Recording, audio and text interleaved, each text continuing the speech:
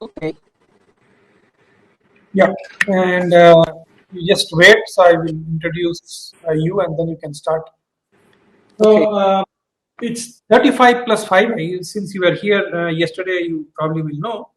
But just so that I will mention that it is 35 plus 5. So I will probably Okay. allot around 30 minutes, and then you can plan accordingly.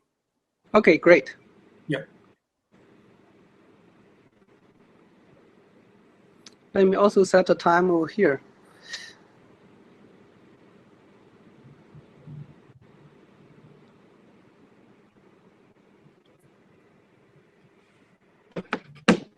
So can I share my screen now? Yes. Now you can share your screen. Now, yeah, you can share your screen.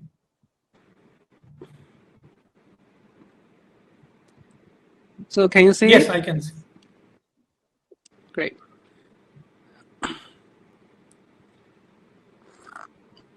How should I pronounce your university? Zhejiang? Yeah. One. Ah, okay, great.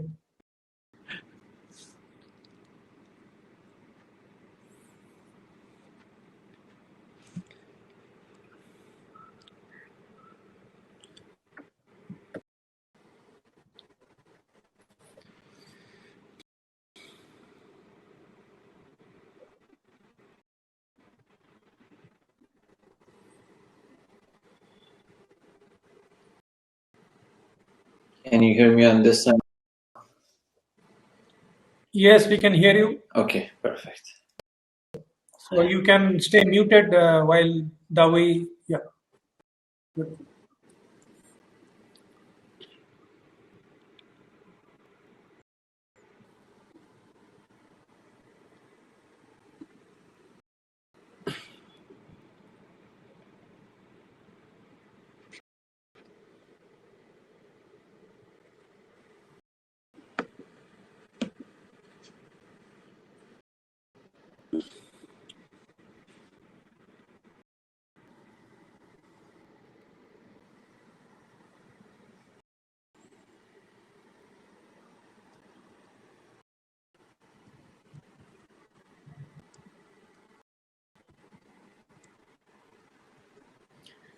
Okay, I guess we will get started. So welcome everybody to this final day of this workshop on light matter interaction in low topological materials. And it's my great pleasure to introduce Professor Wang from Zhejiang University in China, Department of in China, and he's going to talk to us today about topological phases of quantized light. So, Dave, you can start. Thank you, Judd. So I first would like to thank the organizer to give us to introduce our recent work on the topological of quantized light. You might know that today, the first day of the Chinese New Year of Tiger. So Happy New Year of Tiger. I would like to example of the Chinese of Tiger, its evolution, to introduce the concept of topology. The most ancient Chinese oracle of tiger is just to draw a tiger. You see the stripes over here, then people might find that it's difficult. Every time you want to explain, you draw these very complicated structures.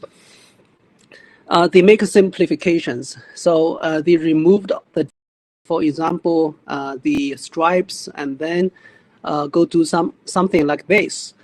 And then at a certain time, we find that we must, unify all the characters, some rules.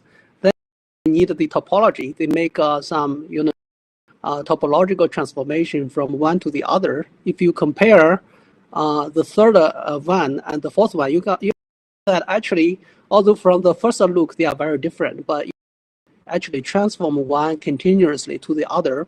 So this is called topological transformation. Another example is this. So you are going to find that this is a very common character when you visit a Chinese museum. If they have those Chinese ancient inscriptions. My daughter said, well, this must be a cat, and ancient Chinese must love cats so much because, well, it appeared everywhere. Of course, it's very similar, but actually what it really indicates is this thing. So it's a pod, Asian pod.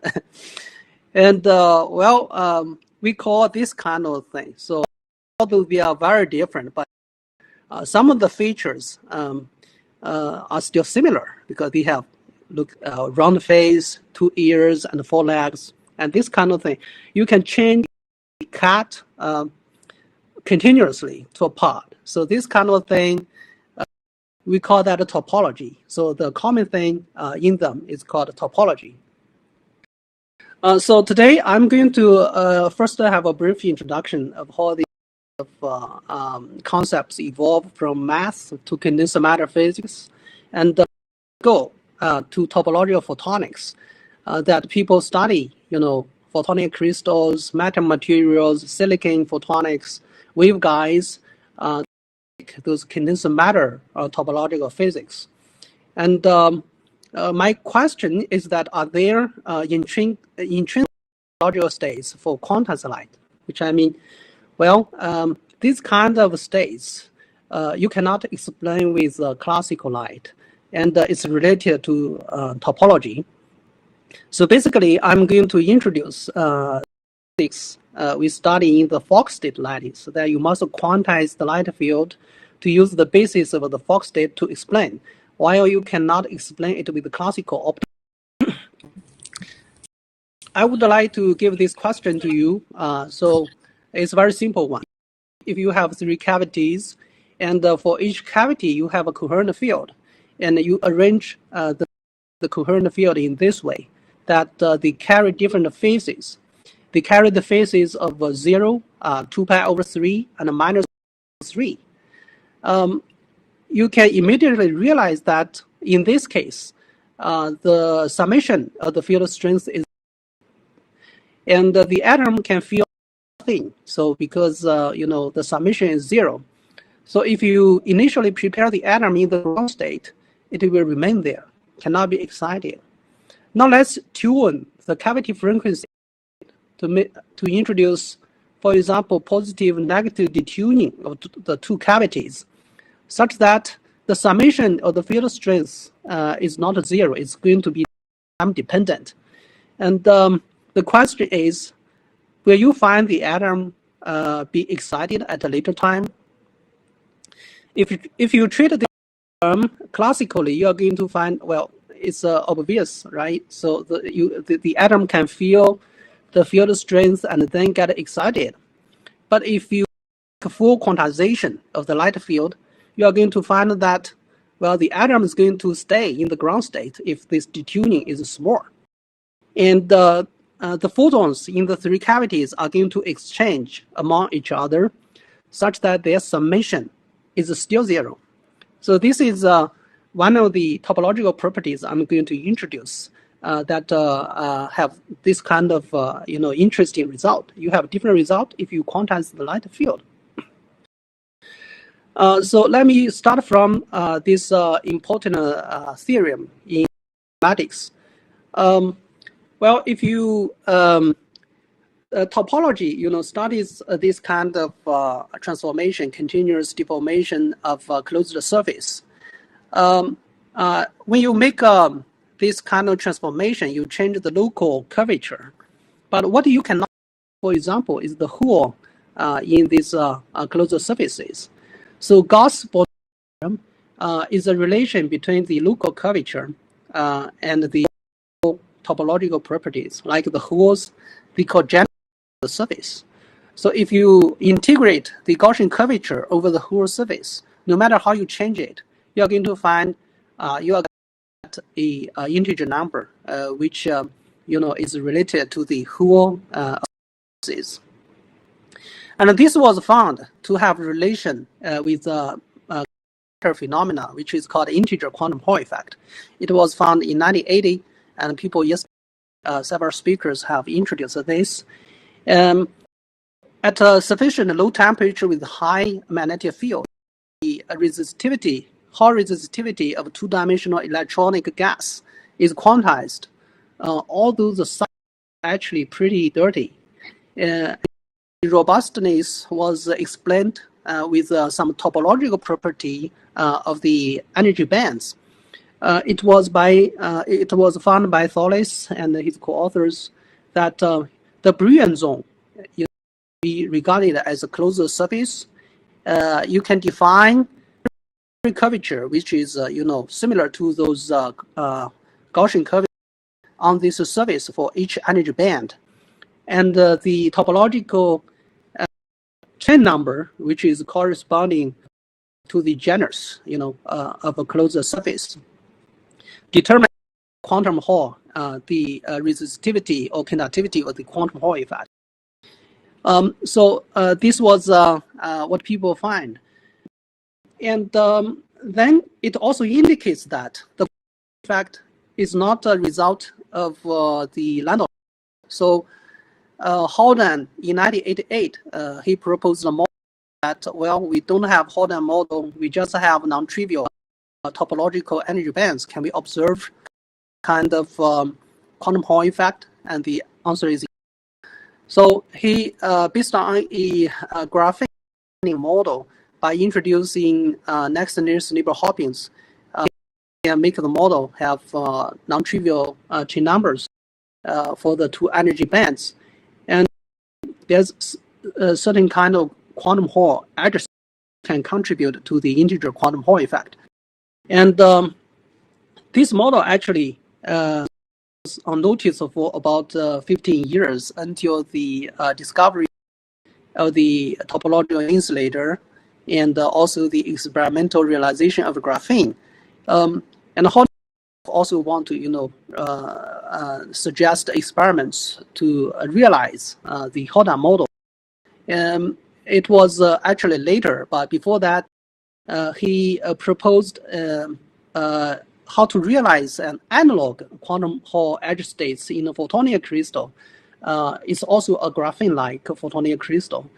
And this was realized 1 year later in microwave materials, and then in 2013 in photonic waveguides. And then it was extended to many materials. I think Mohammed is going to use the silicon photonics, and it's also in metal materials and something like this kind of in time dimension and also in frequency dimension. Those artificial dimensions. And now this is a very research field. You might wonder, how could this happen? I think another speaker has introduced yesterday. It is based on the similarity between the Maxwell equation. In one way or another, they are similar. For example, practice of waveguides, you can write down the Maxwell equation, paradoxical propagation of the light, to be in a similar form as the Schrödinger equation. Then by making this analogy, you can, study the topological properties of similar thing for electrons which obey the Schrödinger equation. And also, people also, like what Frank Norrie yesterday introduced, make analogy with the Dirac equation. So by making the analogy equations, you can, making analogy of the modes with the electronic modes. But at the since that is a result, so it's not related to the quantization of the light field. So this kind of topological states is not related to the second quantization of the light field. Of course, there are some quantum systems that people have studied, in this atom-light hybrid system, for example, the couple atoms to the topological edge modes. And also in these chiral quantum optics or PD symmetry breaking systems like what Girish yesterday introduced, they also have guides, waveguides, for example, to interact with the atom embedded within it. And we also studied, like in the multimode coupled EIT system, about the superradiant states that they also can exhibit some topological property. But this kind of study is just a combination of the topological edge modes, which obey the Maxwell equation, with the quantum system, with the quantum two-level atoms, for example. So the quantumness and the topology is still, separated. And also from yesterday's talk and today, I think Muhammad is going to introduce as well. People introduce nonlinear systems or gain systems to make topological insulated lasers or embed quantum light source in topological photonic systems. This is again another combination of the quantum system with topological modes, and still they are separated. The topological modes is still classical. They obey the Maxwell equation. So what I'm going to introduce are those topological states that you must quantize the light field. The origin of these kind of ideas was from Professor Renbao Liu in the Chinese University of Hong Kong. When I was a PhD student of his, one day he gave me a note that he got an idea. How about we just study multi-modes light field coupled with a two-level system? It's very easy. Then you make quantization of the light mode. You are going to have a synthetic dimension with the photon numbers. And with this, if you have n light modes, you are going to have d-1 dimension lattice. I'm going to introduce the detail, of course. And he proposed, well, maybe we can, synthesize a hot model in the system to study, whether there's something interesting over here. And of course, it's not that easy. So after I went to Scotty's group, I studied something on superradiance, and in collaboration with Renbao and Marlon, we propose to use a collective excited states instead of the atoms to compose these artificial lattices in atom-photon interacting systems, which we call that superradiance lattice. And we can make a quantum simulation in this kind of lattices. And after I came back to China, we did experiments to realize this kind of lattices in both cold and hot atoms. And we observed a couple of interesting phenomena, like this chiral edge currents and flat band localization, etc. And also in collaboration with the superconducting qubit platform in Zhejiang University, we did some experiments on the cavity quantum QED, and this gave me another chance to consider the question proposed by Renbao Liu, whether we can study some quantum states, topological effects relating to the full quantization of the light field. I would like to start from the GC model, which is one of the most important and simplest, actually, also quantum optics model. So it's just in the rotating wave. It's just one light mode, coupled with a two-level atom, and if you make a quantization of the light field, you are going to find that the composite states of the light field and the atom couple in a pairwise way. For example, if the atom on the excited state with 0 photons, it can emit a photon. And then the atom transits to the ground state, and the coupling strength is the vacuum Rabi frequency. And if you have more photons, there's a scaling of the coupling strength with the square root of the photon number. This is very different from the classical Rabi model, because in that case, you only have, a Rabi frequency omega, which is, classical number. And this discreteness of the coupling strength can be observed in cavity quantum QED, and has become a very important method to make field state quantum tomography. Such like if you prepare the cavity in certain state, you make atom interact with the state, you're going to find Rabi oscillation, of course, but only at the beginning. Then you are going to find this randomness of the wiggling. And if you make a Fourier transform of this Rabi oscillation, however, you are going to find discrete peaks appearing at the square root of n times the vacuum Rabi frequency. And with this, you are going to know the photon number distribution in the cavity field. And and now actually people still use this method. And what I'm going to study actually is very easy. Just add more cavities. So for example, here we have 3 cavities, and we assign different photon numbers in these cavities. So for example, here we have 1, 2, 3 photons in 3 cavities. And we have the atom excited and coupled to these cavities. And if I ask you the question, in which cavity this atom is going to emit a photon, then you are going to calculate.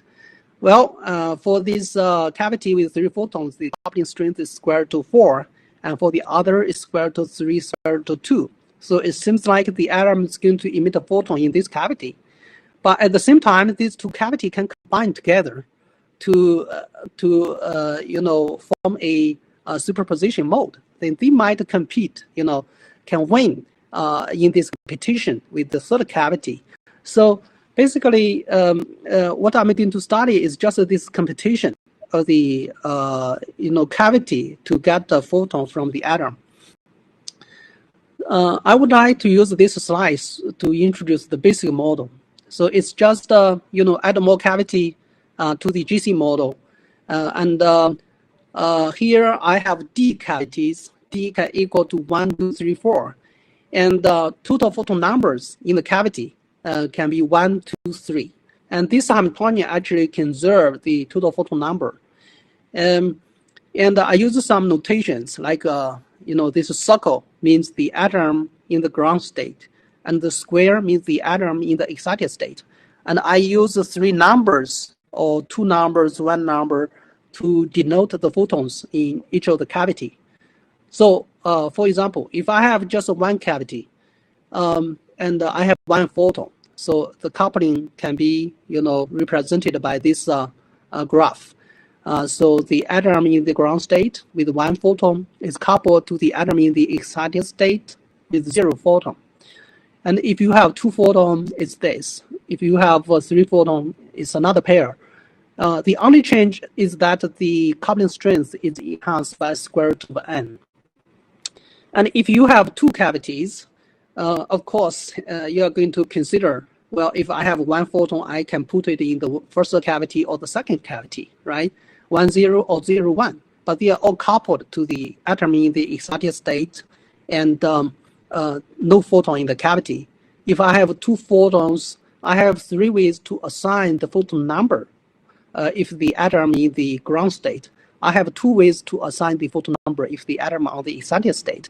And the Hamiltonian can be represented by this graph. And for 3 photons, it's just a longer chain.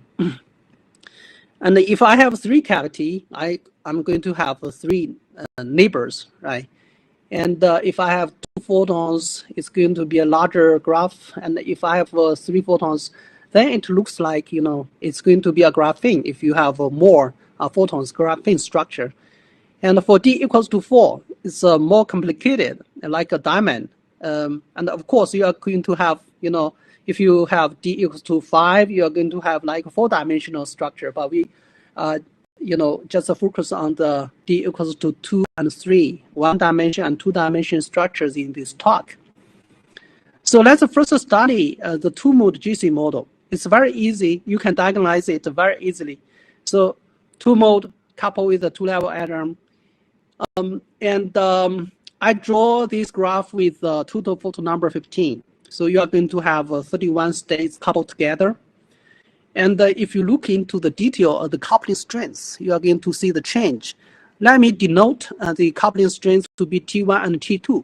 While T1 is due to the photon number exchange for the first cavity, so it's proportional to the square root of N1 photon numbers in the first cavity. And then you are going to find T1 and T2 have different relations in the left and the right end. In the left end is T1 larger than T2. In the right end is T1 smaller than T2. If you know some condensed matter topological model, you immediately realize that, well, this is like the SSH model, right? So people already studied, well, this kind of structure, if you have different relative coupling strengths, you are going to have a topological edge states at the middle of this lattice. And indeed, you can easily find a topological edge states of this two-mode GC model. So it's interesting that if you just look at this model, you find no feature of any topological thing. But if you just calculate the eigenstates, you're going to find, well, yes, it has a zero energy state, and it satisfies all the features of the SSH model zero energy topological states. For example, it only locates on one of the sublattices, and it has zero energy, and it's centered at the edge of these two topological faces. I'm not going into the detail of this one-dimensional model, but you can have a very easy calculation to see why. Now I come to the three-mode GC model. So it's a graphene structure. Here I have a total excitation number of 20. And similarly to the one-dimensional one, you are going to have inhomogeneous coupling strengths. For example, at the corner, you are going to have a very inhomogeneous one, like a square root of 20 versus that is more uniform. It's like a string is applied to this graphene structure. So this can be treated as a string graphene. Then you ask the question, well, what will it change if you really, apply a string to the graphene? People have studied that, of course, in condensed matter physics. If you apply a string, then, graphene has this kind of band structure. If you apply a string, then the Dirac cone will move in the Brillouin zone. If the string is large enough, you are going to have two cones merge together and open. So this is called a transition between a semi-metal and a a semi-metal. The question is only, so is the gap. There's a very easy criteria. If the three hopping strengths, their values can form a triangle, that is in this relation, then it's in the semi-metallic phase. And if this relation is violated, it's in the gapped insulator. So the question is, well, in this very interesting three-mode GC model, in the Fock state lattices, in which area you are going to have this semi-metal, in which area you are going to have insulator, and you just substitute this relation into the coupling strengths, you are going to find that in the yin circle of this boundary, you are going to have semi-metallic phase. Well, now you know how to divide this, this model into three parts. The next question is that you still have string in the semi-metallic phase, and that has a non-trivial effect. The people in condensed matter physics already found that if you apply a string to a graphene, you are going to have some effect like a magnetic field. In the magnetic field, you are going to have lambda levels. And for graphene, the lambda level energy is square root of n times magnetic field. So here, we can expect we are going to have lambda levels. And on the other hand, because GC model is just so simple to solve, you can try to solve it and to see why you are going to have these quantized lambda levels. So this is a three-mode GC model. We can make a combination of the three modes to form a bright mode. Then you are left with the two dark modes. And for this bright mode, it's just like a one-mode GC model. So the structure is going to have a square root of n scaling. This is very familiar, right? So that is the same as a graphene in a magnetic field. And actually, we can make a correspondence of this energy structure with the graphene energy structure in a proper string. And we can identify this point is the K prime point, and this point is the key point, actually. And but I leave that for later. But first, let's concentrate on the values of the energy spectrum, the square root of n scaling. So this GC model has square root of n scaling, and you have all these degeneracies because you have two dark modes. You can assign different photon numbers in these two dark modes. And let's compare that with the lambda levels in a graphene. And immediately you can guess actually these two must equal each other, right? And then with this relation, we can calculate the strength of the magnetic field. So the only uncertain thing is that what is the hopping strength corresponding to this, Fox lattices? It's also easy to to obtain actually. So because in the center actually it's not strained, right? So we can take the hopping strength in the center to be the unstrained graphene tight binding hopping strength. With this, we can obtain the magnetic length over the lattice constant equals to square root of n over 2, with n the total excitation number of the graphene. So very simple relation. And with this, we can compare with the real graphene to see how large is the pseudo magnetic field, right? And after just very easy calculation for n equal to 20, the magnetic field is about 3,000 Tesla. For large numbers, n tends to infinity, of course, this B tends to 0. But for smaller n, you are going to have even larger effective magnetic field in this model. And also, the magnetic field is not uniform. You can calculate its value with a method from kinematic physics. And it satisfies this distribution. So B over 1 over 1 minus R squared over capital R squared, with R, the distance to the center, and capital R is the radius of this in circle. So at the edge between the semi-metallic phase and gap insulator, you are going to have a divergence over there. And in the two valleys, you are going to have opposite magnetic field as well. So it actually satisfies all those conditions for valley Hall effect actually. So if you apply real strain to a graphene, you are going to have also opposite magnetic field in the two valleys. And we actually also have a new way to write down all the degenerate lambda level states with these Fox state lattices. They are very similar to those in a real graphene actually. And also we can introduce electric field in this model. For example, I just because electric field actually introduce a linear potential, I just need to make a small detuning between two cavities. We come back to the question I have asked at the beginning of the talk, actually. So we apply a linear force by introducing a small detuning of two cavities. What will happen? So first, in the band, in the energy band, you are going to find the Bloch oscillations. So in the zeroth lambda level. And in the Fox-slit lattice space, you are going to find the wave packet is going to oscillate. It's going to move perpendicular to the applied force. And it's going to have a different velocity in the two valleys. So this is the valley Hall effect. And if you change the direction of the force, you are going to have oscillation, still perpendicular to the applied forces. So this is indeed the valley Hall effect in this Fox-slit lattice. Of course, you can, also synthesize other topological models. For example, the most simple one is the Holden model, just by introducing next nearest neighbor hopping terms. If you just look at this Hamiltonian, it's just a trivial actually, just coupling between three cavities.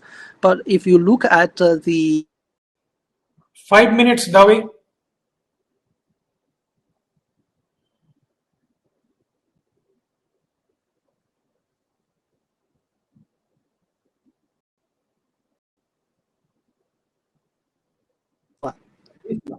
So this is the zeroth lambda level becomes the chiral edge states, and all the positive lambda levels becomes the energy band.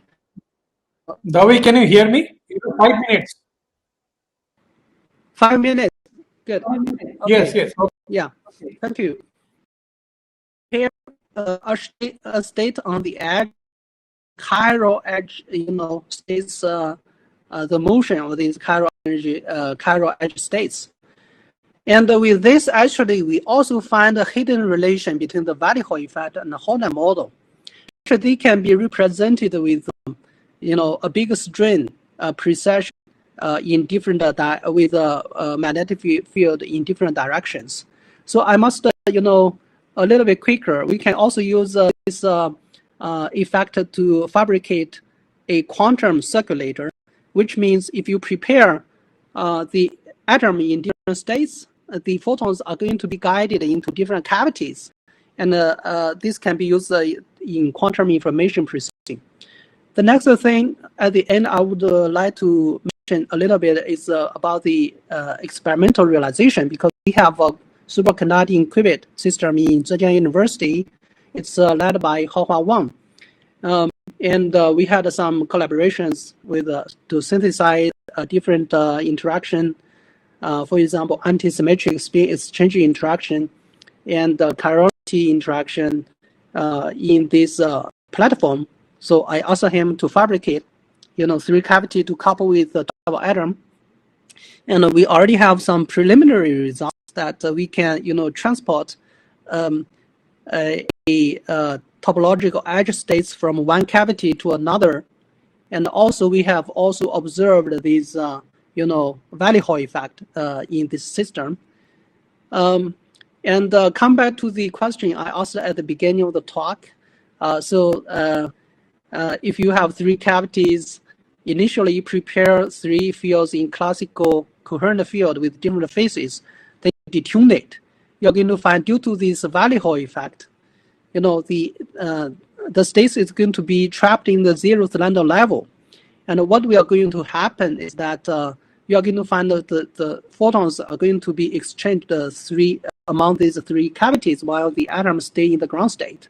So at the end, I would like to have this summary that the Fock states give you another, platform to do quantum simulation. Or I would like to see that is just to make a connection of this very simple QED system with the topological, physics in condensed matter physics, and we find that much easier way to reveal the relation between different topological phenomena, and this give you another platform to simulate high dimensional. I just introduced 1 dimension, 2 dimension, but actually you can extend the system to 4 or 5 dimensions. I would like to thank my collaborators, Haohua Wang, who's has done the experiment, and Han Cai, Jiale Yuan, and Xia Zhu in our group, and Renbao Liu from the Chinese University of Hong Kong, Lu Qiyuan from Shanghai Jiaotong University, Tongjun Wu from Westlake University, and Girish Agarwal and Marlon Scully from Texas A&M University.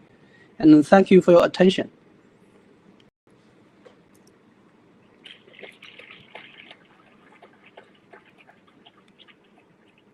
Thank you. Can you hear me? Yes, I can hear you. We can hear you. Thank you for your talk. Excellent talk. So yeah, you finished bang on time. So we have time looks for. Like thank you. Yeah, yeah. So that is how it looks like. So if you want to unshare, you can unshare, and then you can see, I guess, everybody, or at least whoever is available. Yeah, but if there is a question, then you may want to share and then go back to your presentation.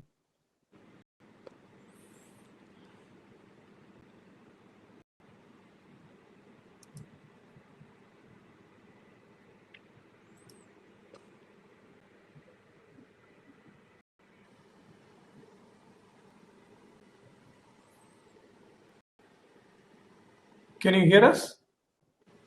Yes, I can, but Okay. so do I have a question? I mean, no, your video was frozen, so I was not sure whether you can hear us. Yeah, so I'm trying to look for a question in the Q&A box. I don't see. If there are no questions, I can start with something. Oh yeah, okay. So Mohammed has a question for you. And there is one more which has come up, but Mohammed, you can go ahead. I will take the next question later. Yeah. In this SSH model, I was wondering what happens to the robustness. So when we're in the absence of chiral symmetry, the SSH modes are no longer robust, right? So when we're adding them, when we're adding these spins, I was wondering what happens to those symmetries. Yeah. Well, let me go back to this SSH model. Well,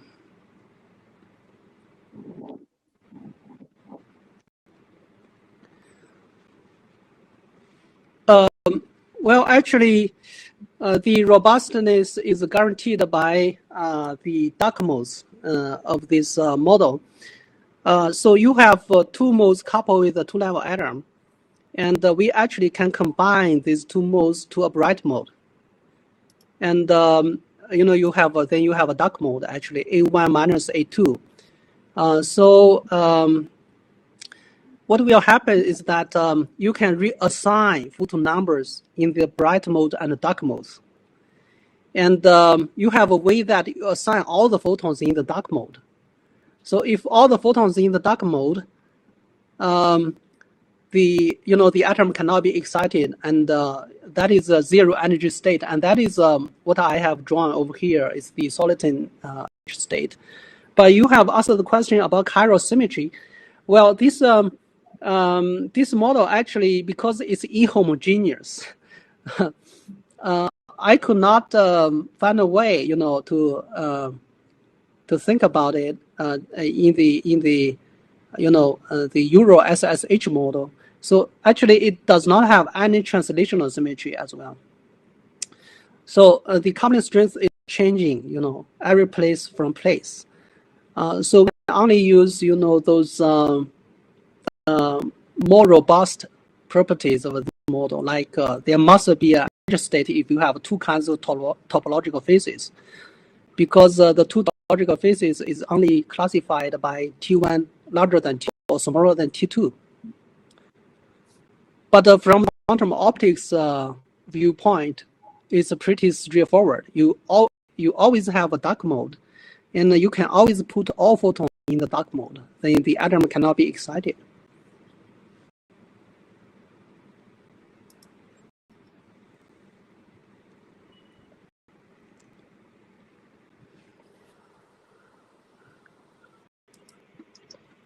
So I don't know whether I have answered your question satisfactorily. So there is one more question. Okay, I will take Ajit. You can directly ask the question to David. Yeah. So I can see the question. So Ajit Srivastava is here. He wants to ask a question to you directly. You can take that. I can quickly. I mean, it's the same as what I wrote. Yeah. Thanks for the talk. Very simple question. I think you mentioned this, but I probably missed this. How do you explicitly break time reversal symmetry in your Haldane model? Well, it's let me go to the slides again. Sorry, let me do this way.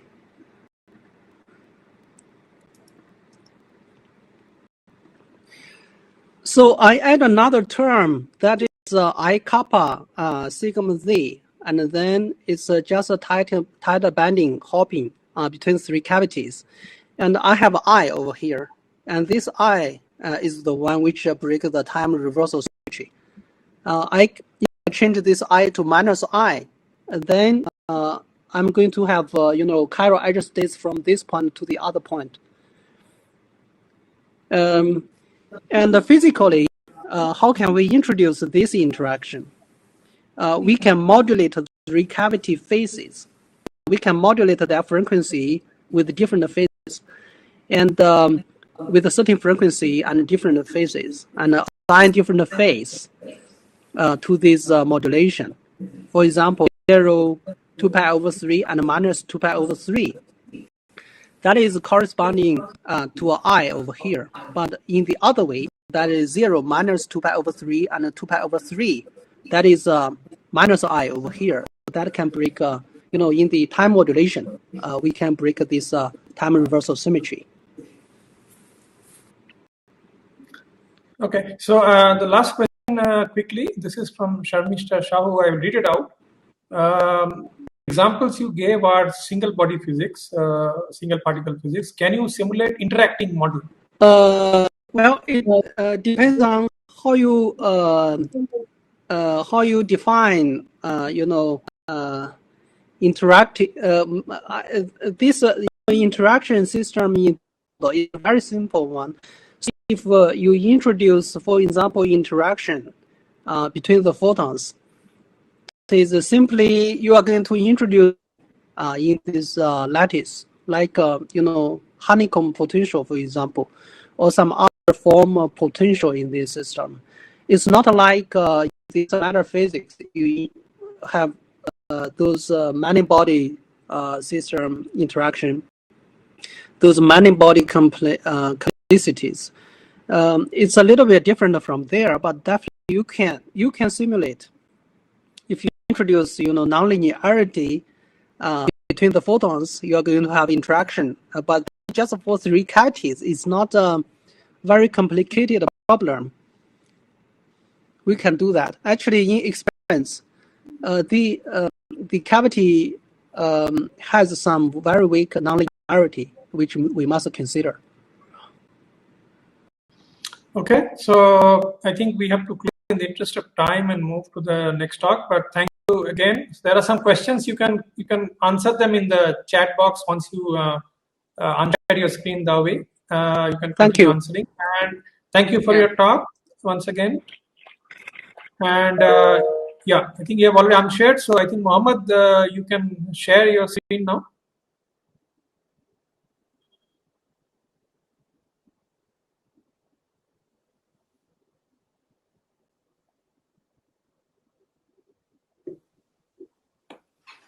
I think. Yeah. You have to go to your presentation. Yeah. Yep. Sounds good.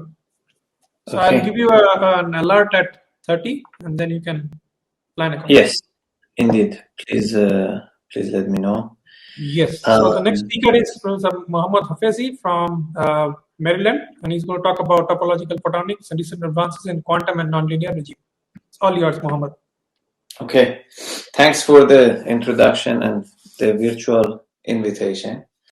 And also thanks, Dawe, for starting the session, so I can skip some of the introductory materials. So I'm going to talk about topological photonics since it's a topological photonics session. But I have to say my group is doing kind of 3 different kinds of research. One is topological photonics that I will talk about in the coming 30 minutes. The other one is quantum optics of correlated electrons, and the idea is to apply quantum optical toolbox to correlated materials. And you have heard about that in the past 3 days of the workshop. But that's not the focus of this talk. If anyone is interested, please let me know. We can talk offline. The third topic that we have been exploring in the group, which is again has some topological flavor, is that how we can measure more generally many-body states in quantum simulators. We have many qubits, and you have to do full state tomography. It's exponentially painful. So the question is that can we do it more efficiently? And in particular, in the context of topology, like Dawe was showing us the TKNN Chern number, how we can actually measure that in a quantum simulator where you don't have access to linear response theory. You can sometimes not just apply an electric field or magnetic field and then see the response of the system. Can you synthesize the effect of those periodic boundary condition in a system that is not periodic boundary condition, and then do something that gives you many-body Chern numbers, let's say, but it's not linear response. So this is yet another one. So again, if you're interested, please let me know offline. So now for topological photonics, just a kind of a non-interacting idea is that if you have a photonic crystal on a periodic structure, here it's bipartite, you are dealing with the band structure, and until 15-20 years ago, people thought that everything is in this band structure, that you have E as a function of K, and that gives you where the band gaps are, what are the bound states, what are the propagating states, what's the group velocity, etc. Everything you can read off from local properties of this band structure. But then it turned out that there is more into that, and actually the way that the wave function changes as a function of this momenta in a period in a crystalline system has some global features. In particular, if you have a bipartite system, your wave function can be characterized by a unit vector on the Bloch sphere. So if you're on top, you're mostly concentrated on A. If you're B, you're concentrated, if you're blue, you're concentrated on B. And then as I wander around this Brillouin zone, this unit vector can move on this Bloch sphere. And the way that it moves, whether it wraps around the Brillouin zone on this Bloch sphere or not, has some distinct values, in particular integer values, how many times I wrap it. And that is a topological number. And even if I change my band structure a little bit, that doesn't change. And if I find some physical observable associated to that, that is a robust number. So an example was quantum Hall effect that we heard about in the previous talk. And the reason that quantum Hall feature is robust is the Hall resistivity, transverse resistivity as a function of magnetic field reason is robust, is that the bulk is not conducting. Electrons are going through cyclotron motion, so they cannot contribute to the current. However, when they're close to the edge, in the semi-classical picture, you have these skipping orbits, so they cannot fully finish their cyclotron motion, so they skip on the edge, and they can go from this edge to this edge, from that edge to that edge, and the number of these edge channels would be this integer number that appears over here. Okay, so as long as I have some edge, it doesn't matter what form the edge has, this transverse conductivity or inverse of Hall resistance will be quantized by some integer. And the question a while ago was that whether it's possible for photons, and photons don't have charge, and why it might be useful is that there might be robust. So in a one-dimensional typical photonic system, if you have some impurity, you can scatter off it and go backwards. But in these topological systems, you have this luxury of going around the impurity and then continue your way without getting back scattered. So in essence, these are robust solutions of the Maxwell's equation that we were not aware of them after Maxwell. So it took us a long time to go from Maxwell's equation and then later to quantum Hall physics, understanding that topology has a role, and then translating some of them back to electromagnetism, and realize that in some situations we can set up our dielectric material or photonic or electromagnetic material such that some of these Maxwell's equation solutions are robust to dielectric fluctuations. So the building block in a photonic system are resonators. So you can have resonators in the optical domain, in the microwave domain, superconducting qubit that again Dao told us, silicon rings in the telecom domain. And the idea is that, okay, if you have these resonators as our sites, can we have topological robustness in them? In particular, any of these devices that you see over here, they're non-fabricated, they're not exactly the same. In particular, these qubits are not exactly the same. They have to fine-tune them by these Z lines such that the on-site potential is changed such that these qubits have the same energy. Can we have a structure, an architecture that is insensitive to these on-site potentials? So the answer is yes, topology actually can play a role. And as I said, the photons don't have a charge, so we have to synthesize magnetic field. And a simple model that we have been using for a while is this two-dimensional array of ring resonators. And if you think of photons hopping around this lattice, if they acquire a non-zero phase, is as if they have Harlan-Bohm phase. So that's the essence of having a magnetic field for electrons, that you have a two-dimensional electron gas and the magnetic field. The electron will get a non-zero phase when they go around magnetic fluxes.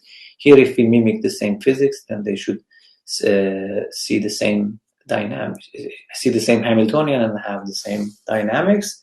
And the way that we do it, I just go over it very quickly because we need it for some part of the talk, is that if you couple two ring resonators to each other with an auxiliary resonator in the middle, so the perimeter of this is m being an integer lambda resonant wavelength of light by another one, and then a middle one that is asymmetrically positioned. And also the perimeter of this one is off by a lambda over 2, such that in this situation you have anti-resonance. So when the photon is coming from this resonator, it can scatter off in this coupling region. It goes over here and it comes over here. It does not go back when it's circulating over here because it's anti-resonant with itself. So instead it goes here, it goes a couple of times around this resonator, and then again it may come to this scattering region, it scatters off and then comes here. So when it goes from left to right, it takes the upper path, and when it goes from right to left, it takes the lower path. And if this guy is asymmetrically positioned, the acquired phase, the optical path, would be different, such that when we're hopping from left to right, we'll get one phase, and when we're hopping from right to left, these are the annihilation and creation operator of photons, we get a different phase. And since this system is Hamiltonian, there is no loss, extra loss that I've added in the system. The Hamiltonian should be Hermitian. So if this is minus, this should be plus. So these two terms are a Hermitian conjugate of each other. Okay. And if we stack now these kind of link resonators in such a way that we add the phase that we get on each row, then when we go around one plaquette, we get a non-zero phase and a uniform one on all the plaquettes. And one way to arrange it is to use the Landau gauge. So the formal way of writing the Hamiltonian would be this. The spectrum is this well known, is Hofstadter butterfly as a function of magnetic field. On the energy states are like this. In the bulk, when the system is on a closed boundary condition on a torus, you get these states. If you put the system not on a torus, on a disk, on an open boundary condition, then you get these edge states that appear in between these magnetic bands. And you see, I don't show it here, some of these states that are here that are circulating clockwise around the system. The other ones are circulating counterclockwise in the system. So if you scatter from one, you need some energy to go to the other states, and that gives you the robustness. I don't go through it because that's kind of old work. So the system that we have been using most of the time is this coupled ring resonators, as you have over here.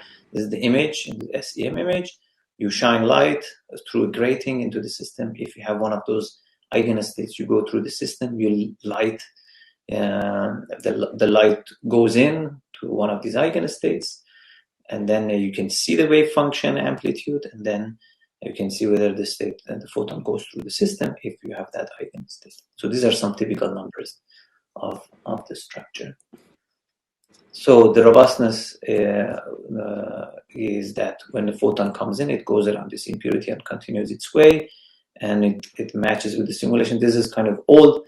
This is the same time that we were doing this experiment. Also, Moti's group in Technion, led by Michael, who was working there at the time, saw similar effects in helical waveguides. So since then, we have been using the same platform to show other kinds of physics, for example, spectral flow, something that Laughlin actually argued why integer quantum Hall effect is quantized. We could actually simulate it, because we could simulate not only the magnetic field, also piercing a magnetic flux into the whole of an analysis. Anomalous quantum Hall effect, like staggered magnetic field, so similar to the Hand-Lake model that we told us previously. more recently, these higher order topological states, that you have the manifestation of topology in 2 dimension is not the one-dimensional edge, but instead this corner state. And then in Technion and Florida, using in these ring resonator systems to make topological lasers, or in UPenn, making reconfigurable topological states using these resonators. So these are many platforms. This is not the only platform. There are many other platforms, as you might have heard in this even workshop. And there is actually a long review that we wrote with some details, and also another review that you can offer to your friends who are not in the field. It's a very high level review. But these mostly cover Maxwell's equation, basically non-interacting physics. The question is that can we go beyond Maxwell's equation? And there's some physics that don't have electronic equivalent. Okay. So with that kind of long introduction, let me, and a review of past works, let me tell you what I'm going to talk about. One is the quantum direction in topological photonics, generation of pairs of photons in this ring. So I will briefly talk about that. I'll briefly talk about coupling some edge states in two-level systems. And then hopefully spend more time on topological frequency comb. That is a more recent result. So in order to generate pairs, what we usually do, this is not the only way to do it, but it's a very common one, we use the bulk nonlinearity in a photonic system. So you pump the system with twice, this is the Hamiltonian, but if you like just a nonlinear Chi3 material, you absorb 2 photons, you emit 2 photons with 2 different frequencies, but you have to have energy and momentum conservation to have this process efficient. So 2 omega p should be equal to omega s plus omega I, but also the momentum should be matched, the incoming momentum and the outgoing momentum, and that's called phase matching in optics. So if you want to increase the yield, you want to not only do it in one ring resonator, but in many ring resonators, such that you pump from this side and you get your photons from this side. But as I said, these are nanofabricated devices. You have inhomogeneity in the resonance of these resonators. So the outcome is that when you repeat the experiment for different devices, you see different outcomes. So for device number 1 and device number 2, you see 2 different joint spectral density. This is the number of photons coming out at frequency omega s and let's say omega I. Then from experiment to experiment, your on-site potential is different. That's why it kind of comes at a random pattern.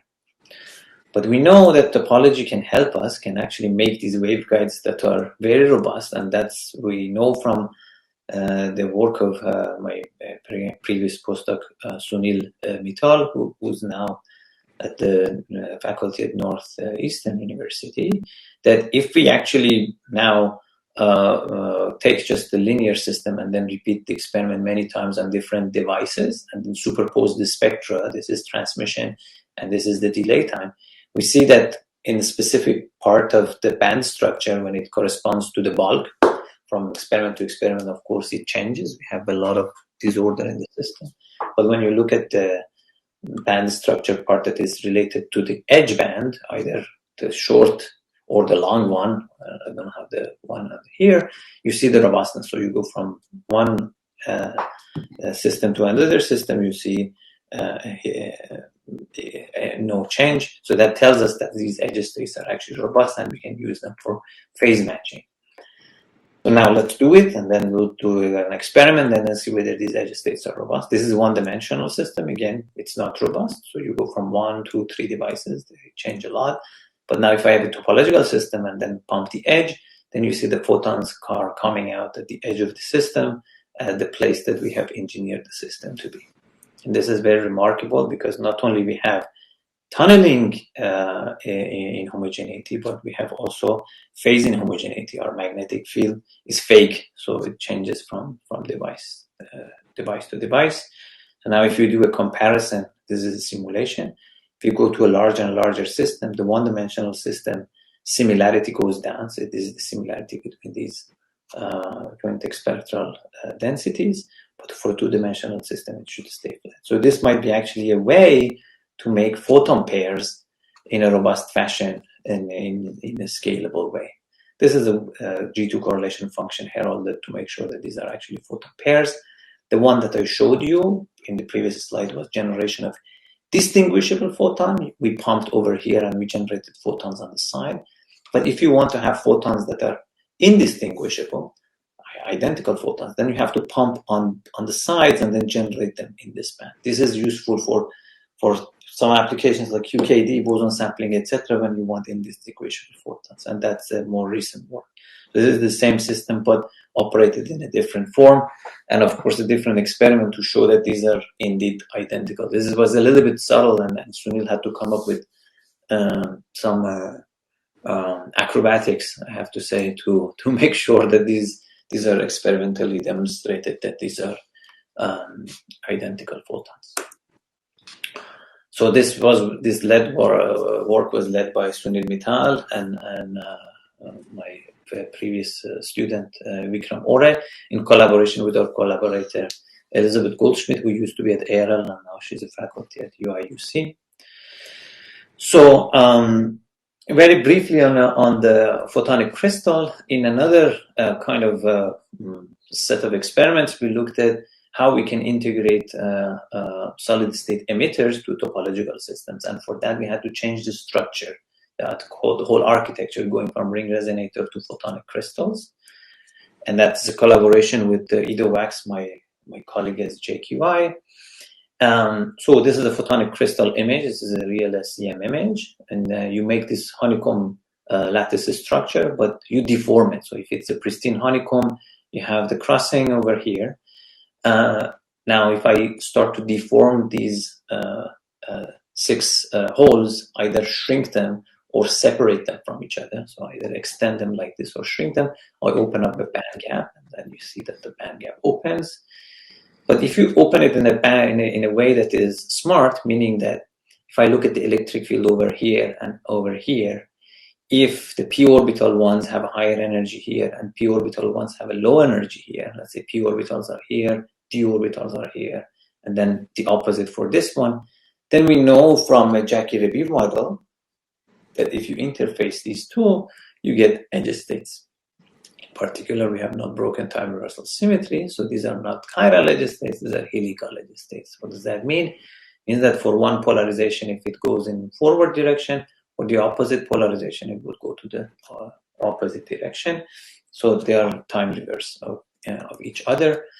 And again, we saw that in the one-dimensional system, you get this chiral quantum optics. So if I have a two-level emitter, it will go coupled to this forward one. If it emits in the sigma plus, it will couple to the backward one. And that was done in the group of Arno Rauschenbuttel and Peter Lodal. And now we did the same experiment, but in a two-dimensional topological system, then we have this edge state. So if you look at the photoluminescence on a quantum dot that emits sigma plus with one frequency and sigma minus with another frequency, we can frequency tag the emitted photons. So if I look at the photons coming out of the here as a function of magnetic field, you can distinguish sigma plus and sigma minus one. Now, if I collect the light at this grating and at the other grating, you see that the sigma minus comes from this grating, and sigma plus only comes from this grating. These are topological, and they are robust against some deformations. As long as you don't break the bricks of your Lego, like here, you can make these topological interfaces. So this is one topological area, this is another topological area. As long as you respect the shape of each block and you don't break those, you can make any edge. And they are robust, and you can see again, sigma plus comes from here, sigma minus comes from here. These are single photons. I skip the consequence of this, then you can do some kind of interesting quantum optics when the system is chiral, when your two-level systems are coupled to a chiral system. It's very different than when it's coupled to a conventional one that the photon can escape on both sides. You can also make resonators of any shape, as long as you preserve the symmetry. So here we make a triangular shape. So this blue is one topological region. This region and the green is another one. And then at the interface, you should have these helical edge states in this form. And if you shine light, you couple either to one and to the other, and the photons comes out of this waveguide. Here we saw a modest Purcell effect of a factor of 3. So one idea is basically to move towards this topological cavity QED, so that this topological modes would form a cavity for you. Now, it's not the highest Q that you have seen, but it's a way that you can make these chiral quantum optics happen, meaning that if you have a couple of emitters over here, they will all couple in the same way, and the position of them would not matter. So that was it. The quantum optics of topological photonic crystal. This work was led by Sabyasachi Barek, who graduated during COVID and left Maryland. Okay. So I don't know whether I should take questions now and continue with the last part or finish the talk. I think you can finish the talk, and then if you have enough time, then we can take all the questions. Okay, because people may forget about their questions, if any. So now, what is topological frequency comb? So frequency comb, just a quick introduction, is that it's the ruler in time and frequency. The same way that you have a ruler, ticks at specific positions. Here are pulses at specific time, and if you take the Fourier transform, it will be pulses at the specific frequencies. So the way to generate it, you start with the continuous wave laser, or the monochromatic laser. You pump it on some non-linear crystal, and you generate this. Okay. But of course, you want things to be miniaturized because these are useful. These are like rulers of time and frequency. So it would be amazing if you have microstructure exhibiting the same kind of physics and making this tool for us. So there is an effort on making them with silicon nitride, aluminum, lithium niobate to have them compact in tens or hundreds of micron diameter. There is a nice review by Tobias Kippenberg a few years ago on how these single ring resonators can lead to this physics. So this is the pump. This is the intensity of pump as a function of wavelength. So this is a monochromatic pump. You pump over here, and then it generates this frequency comb. Now these peaks are equidistant, and you go to higher frequency and then to lower frequency. This is the input. This is the output. Now, what are the challenges of these structures? Is that they have low efficiency. Efficiency is below 5%, and this is kind of like a theoretical limit. What do I mean by efficiency? There are many ways to define efficiency. One way is to see how much of this peak is absorbed or transferred into these combs. So ideally, you want actually this peak to disappear. You send this one, and then this disappears, and then creates the comb. So the energy of the pump is basically sucked into your comb. So the maximum amount of energy has been transferred into the comb. So that's one problem that is very low. Lack of tunability. Here, your frequency comb has just one scale, which is the difference between these consequent peaks. Can you have like some structure? Can you have two close to each other, like pairs close to each other, or three close to each other? There is no extra parameter that allows us to have more refined structures. Can we kind of have that? And then potential solutions is to have array of resonators with different frequencies, like one set of frequency and then two sets of frequency, four sets of frequency, such that you can have that structure and maybe get around this low efficiency or some pulse schemes. But when you're thinking about the array of ring resonators, then immediately the problem of frequency mismatch appears, and also in some issues, if you just take an array of ring resonators, we can show that you cannot have these combs because the modes would match, and it basically, even in the absence of disorder, you cannot have these modes. But okay. But before getting into the detail, let's see what's the physics. Is very similar to the first part of the talk. It's the same Hamiltonian that we use to generate photon pairs. Here, you just keep pumping it, and instead of just generating a single photon, you just generate many photons. So you pump, you generate at higher frequency and lower frequency, but you keep pumping, so you generate higher frequencies and even lower frequencies. And these guys can lead to like grandchildren, and then again generate pairs of photons, and then you macroscopically occupy many of them. Now, naively, if there was no nonlinearity, they should appear at the specific frequency, so they should be separated by a free spectral range. But you know that you have nonlinearity in the system, so these lines start to shift. But fortunately, you have group velocity dispersion in the system such that it compensated. So it's a very delicate balance between this intensity-dependent resonance shift and then group velocity dispersion. So they somehow manage to compensate each other in specific regions in phase space such that you get these frequency combs.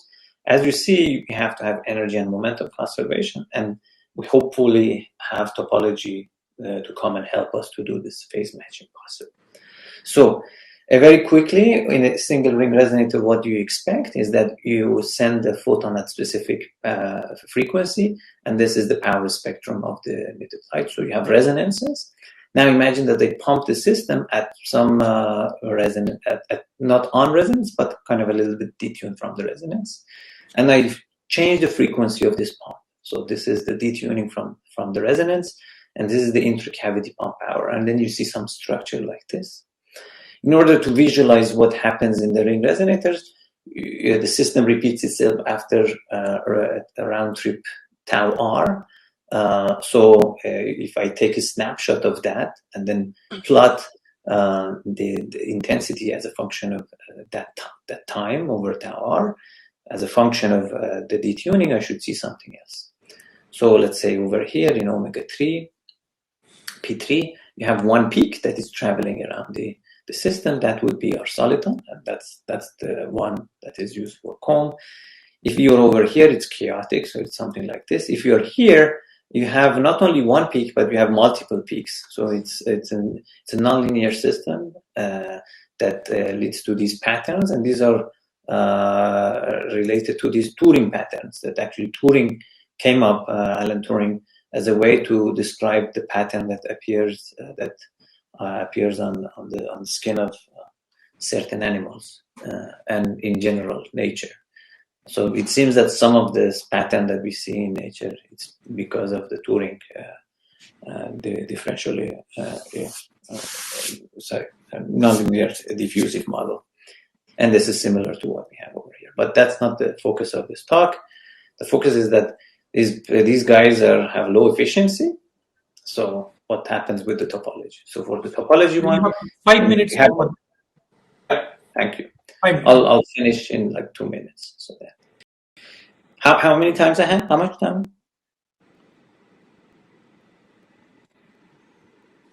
How much time did you say? Sorry. 5. 5. Oh, okay. So then I have more time. So again, we have this ring resonator, but not only we just look at one band, we look at multiple bands. What do I mean?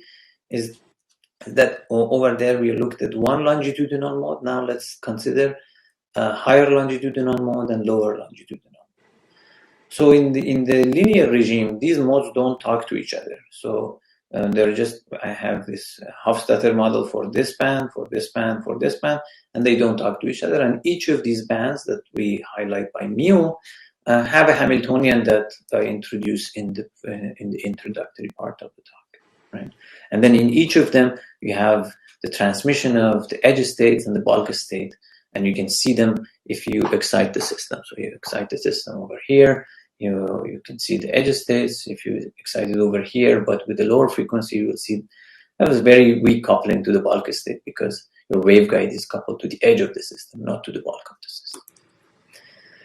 Now, in the linear regime, you as I said, you have this edge and bulk, but they repeat after each free spectral range. So this is, let's say, mu minus 1, this is mu, and this is mu plus 1. So that's just like fine-grained patterns because of this Hamiltonian that repeats after each. But you have to compare this with a single ring. In a single ring, we just had one resonance for each longitudinal mode. Now we have more features. In particular, we have not only this fast frequency that we had for a single ring, but we have this slow frequency scale because of this multi ring structure in the system.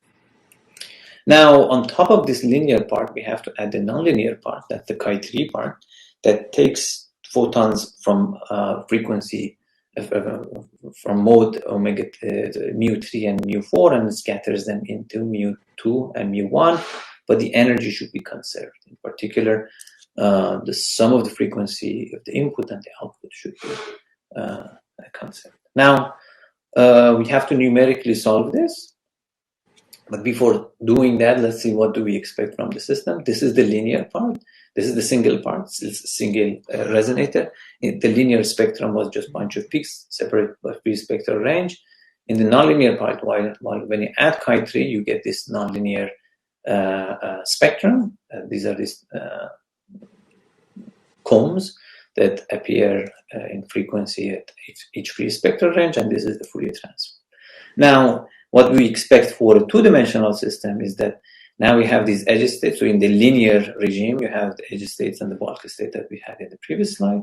Now, if we pump the system strong in the nonlinear regime, we expect that this bulk will be suppressed. These edge states now would form frequency combs, but the frequency combs that have this extra structure that they repeat after free spectral range, and then in each of them you have a bunch of peaks that are separated with the same distance, and the Fourier transform will be just similar to this. Now that we have this in frequency, in time would be the opposite. So as I advertised, we should expect now a frequency comb that has two structures, one given by round trip around a single ring, and one from the round trip time around the entire system. So that's a single ring, and that's around the entire system. Again, here, what helps us is the self-organization of soliton, that nonlinearity and dispersion will kind of compensate each other such that you have the appearance of a peak at specific points. So recall the single ring was something like that. We sweep the frequency of the pump, and then we see these structures. Now, in the two-dimensional system, we see some similar effect. These are numerical simulation by Sunil. This is the frequency of the pump, and this is the peak.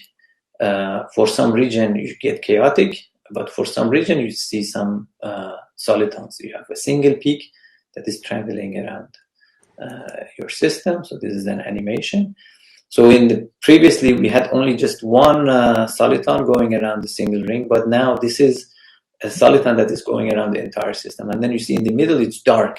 Although we have a lot of resonators in the middle, they do not participate in this dynamics. Only the edge dynamics happen. So this is very different than the first part of the talk that was all linear. This is non-linear.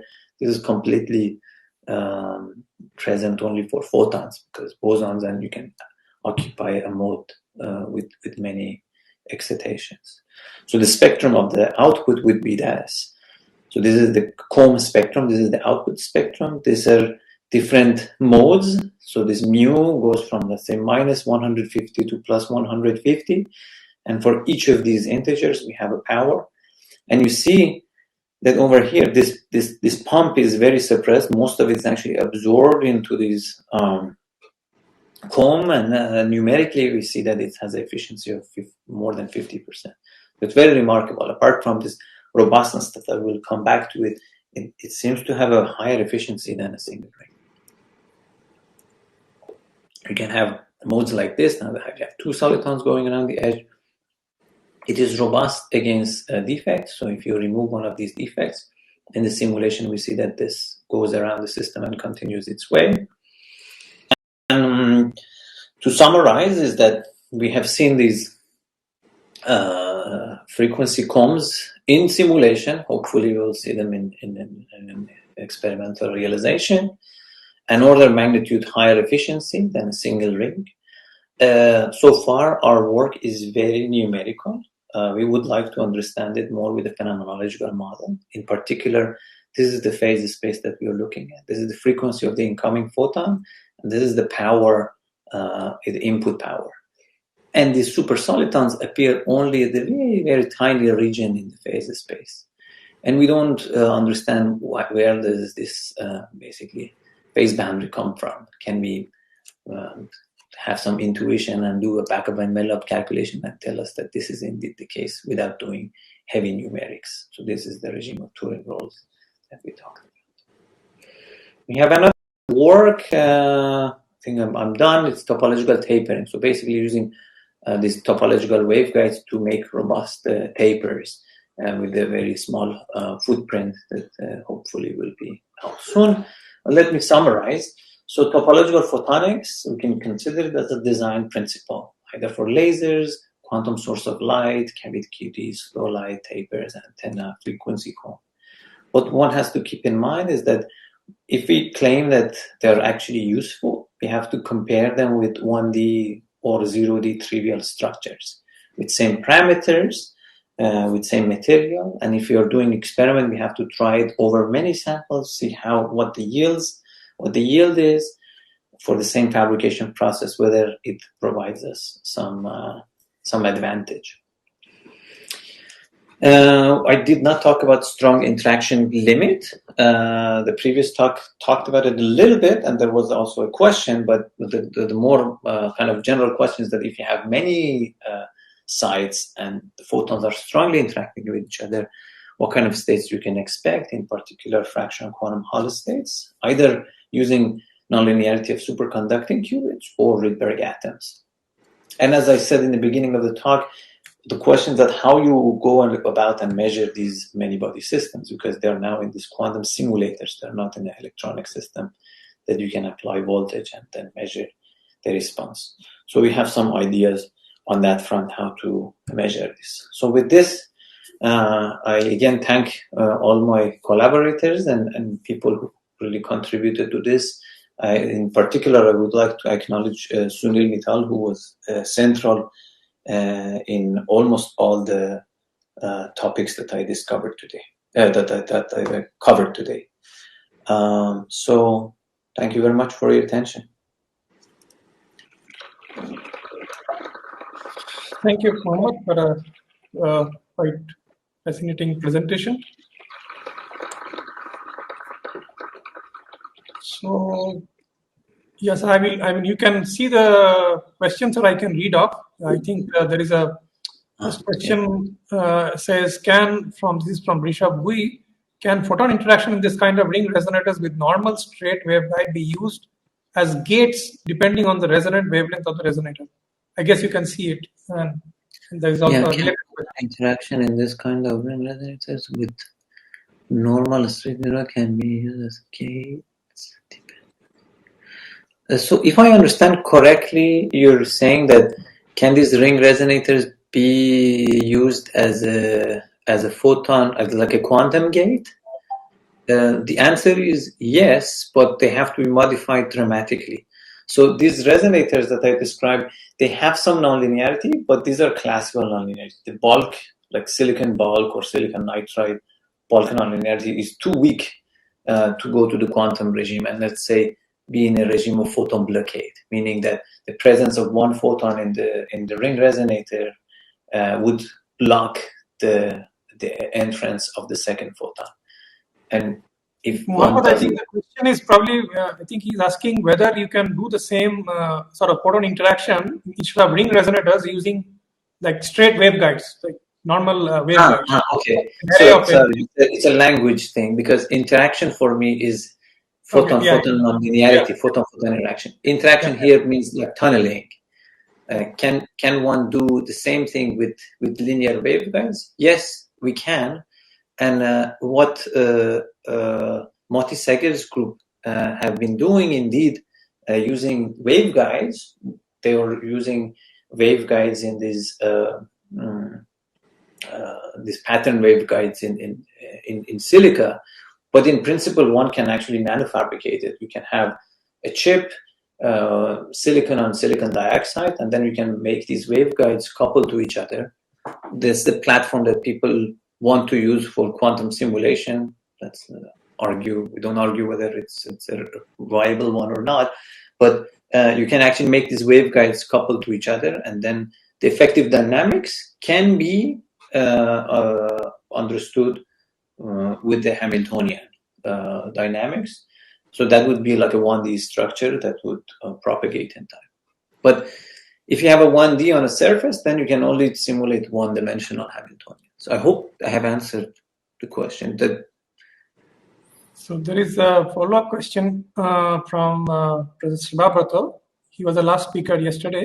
So in discrete lattice traveling solitons radiates power. Do you see any mode mixing among the edge solitons and the bulk modes? Very good question. No, we don't. So that simulation that I showed is a good evidence of that. So you see, we are exciting the system at the edge, but only the edge is lit up. No bulk state is lit up. So there is literally a strong confinement of these solitons around the edge of the system compared to the bulk of the system. And then, are there a waveguide photonic counterpart? No, that is this was the previous one. Any other question? Yeah, I had a quick question because we have to move on. So, which is related to a second part, Muhammad, you talked about the chiral topological emission. Now, couple of questions. So, one is that what about the emitter spectral property? How does it have to match up with respect to the photonic crystal? That is one. The second thing is, how sensitive is it to the exact localization at the boundary between these two phases? Very good question, both of them. So, indeed, the photonic crystal should be engineered in such a way that when this photon is emitted from this two-level system, it coincides with this band. Otherwise, if it coincides with the bulk band, then the photon will be coupled to the bulk state. So over here, the emitted photon frequency should match the frequency of the edge states. So that's the answer to the first part of the question. The second question was that if my emitter is not exactly at the place that I want it to be, if it's not exactly here, if it's here, the location of it, how does it change this emitted polarization? The answer is that it changes it a lot for the structures that so far we have looked into. So this experiment and the first experiment, there are two different structures. This is the valley. You see that this is large and small holes. This is the shrunken and expanded one, inspired by Wu and Hu's design. So this seems to be more robust. This seems to be less robust. I would love to figure out an architecture that would be insensitive to where the emitters is. Unfortunately, I don't have the slide here, but in the supplementary of this paper,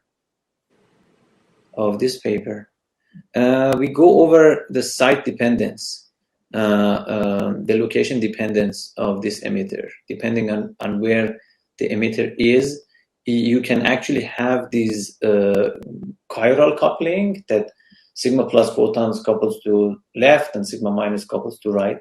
But if you are not in the right position, you can actually couple to both of them, even if your polarization correct. So that's a problem, and that's an open question. It would be great if someone actually comes up with the design. I don't know any fundamental problem preventing us from getting there. Okay, thanks. So I think we have to move on. Thanks, Mohammed, again for the very fascinating talk.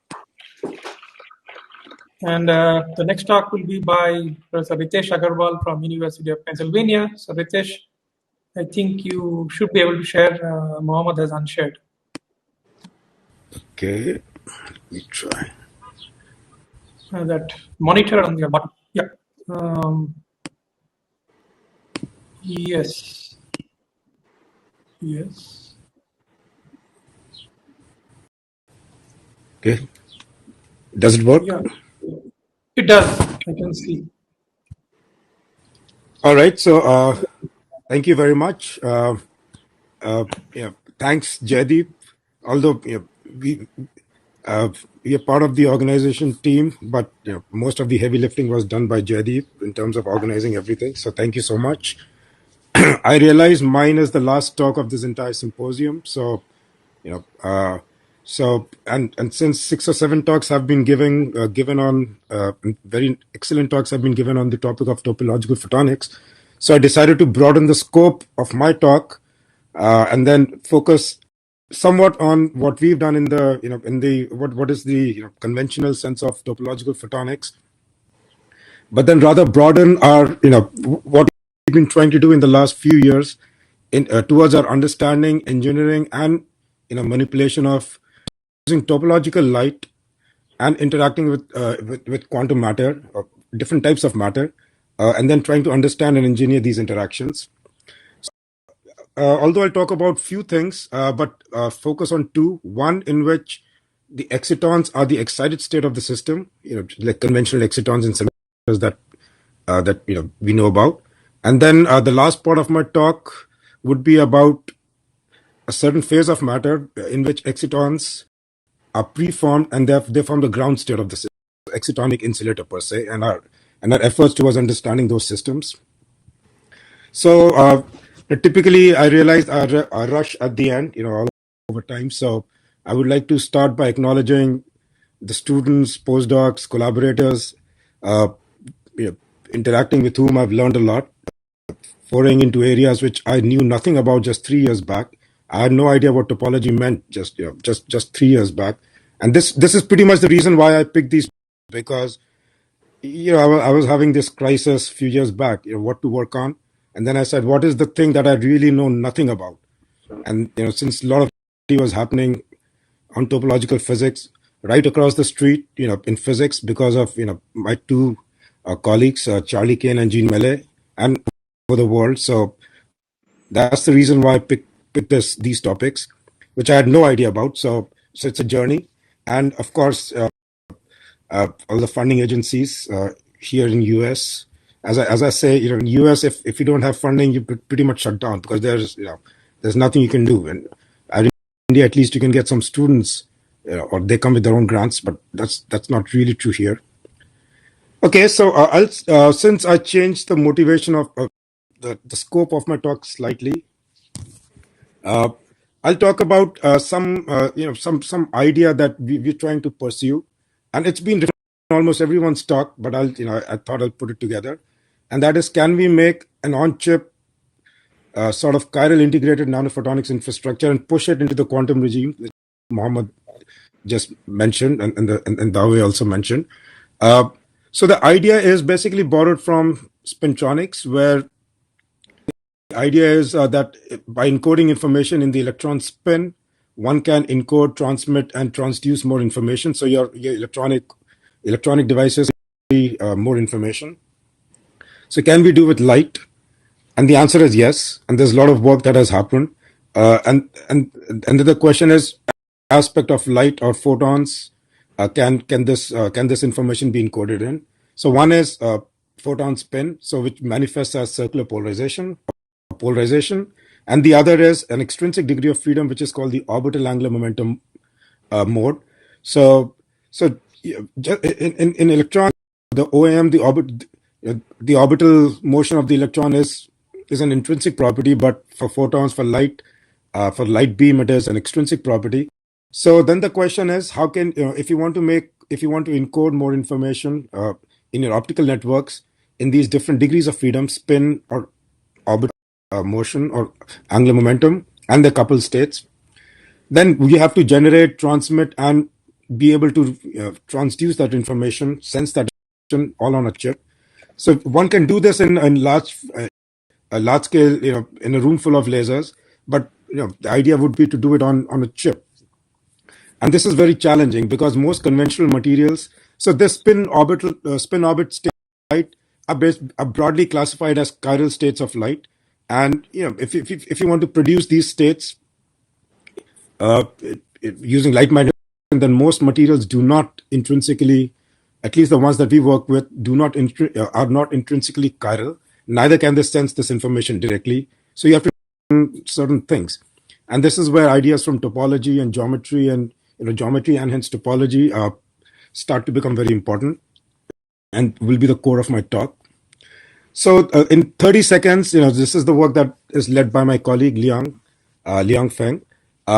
He's been working now for quite some years on trying to create micro lasers on a chip, creating these micro lasers using ideas from non-Hermitian photonics to create these different modes of light with spin and orbital angular momentum mode. So it's a very interesting piece of work, and again, I won't go into the details, and you can listen to his talks. And recently, many years back, he showed that he can create on chip these light sources which produce different OM modes, orbital angular momentum modes, and very mine was a very minor contribution where he showed, or his group showed, that indeed on the same laser, by creating different patterns and different pumping patterns or different ways of pumping, one can switch from one orbital angular momentum mode to the other. And this is basically very early stage, of course, but in the right direction towards making these light sources which can dynamically be tuned from one state to the other, and then you can encode more information in these devices. So coming to topological photonics. So one is generation of these sources, of these light sources. The other is being able to transport these light sources, these different states of light, not orbital angular momentum yet, but light carrying different polarization states. Since mine is the last part of the last talk, I won't go into the details. In all the talks, if not explicitly said, but implicitly, in topological science, one defining attribute is this inversion. As Muhammad also mentioned in his talk, in two different parts of his lattices, the P and D photonic orbitals of P and D basically invert. So band inversion becomes a key defining feature of these topological systems. And so what one of the biggest made by Kane and Mealy was this realization of quantum topological systems without applying magnetic field, and that was by utilizing the strong spin orbit. And if time reversal symmetry, what they found was you can have two edge modes in which you have spin and momentum locking. So last few years, there's been a lot of work in trying to make different phases of matter, photonics, and what I'll present is polaritonic matter, which basically shows, or which is analog of this quantum spin Hall effect. Okay, so again, so one of the first of this honeycomb lattice for photonic systems was Wu and Hu, and it is almost 6 or 7 years back, and the idea was to create these photonic orbitals, and so if you have a honeycomb lattice, so if it's a regular graphene like honeycomb lattice, then you have this Dirac dispersion of this photonic band, but keeping the same lattice, but shrinking these disks, and on the other side, if you expand these disks, then they showed you can create two different types of insulators. One which is a insulator, and you can see the trivial in the sense these modes basically are isolated from each other. So you can think of this as an atomic insulator, which is basically the ultimate limit of an insulator, a trivial insulator. But if you expand the lattice, not if you basically expand these resonators within the lattice, then you can see in this one can achieve this topological mode, and there it becomes very hard to confine these photonic orbitals or these photonic modes to a unit to a lattice, and you can see these currents flow through the whole lattice. And this is basically reminiscent of what people had realized and recently very explicitly exploited this idea called quantum topological chemistry, that if you have a topological insulator, then it is very hard to find, or you cannot find these representations which can be exponentially localized on the lattice. So they become delocalized, and this basically gives rise to what is called the global properties of these electrons, or analogous, bosonic systems of photons in these photonic lattices. So what this group realized was one can open a very clean band gap if, instead of using these disks, if one these triangles, these arranged in a honeycomb lattice.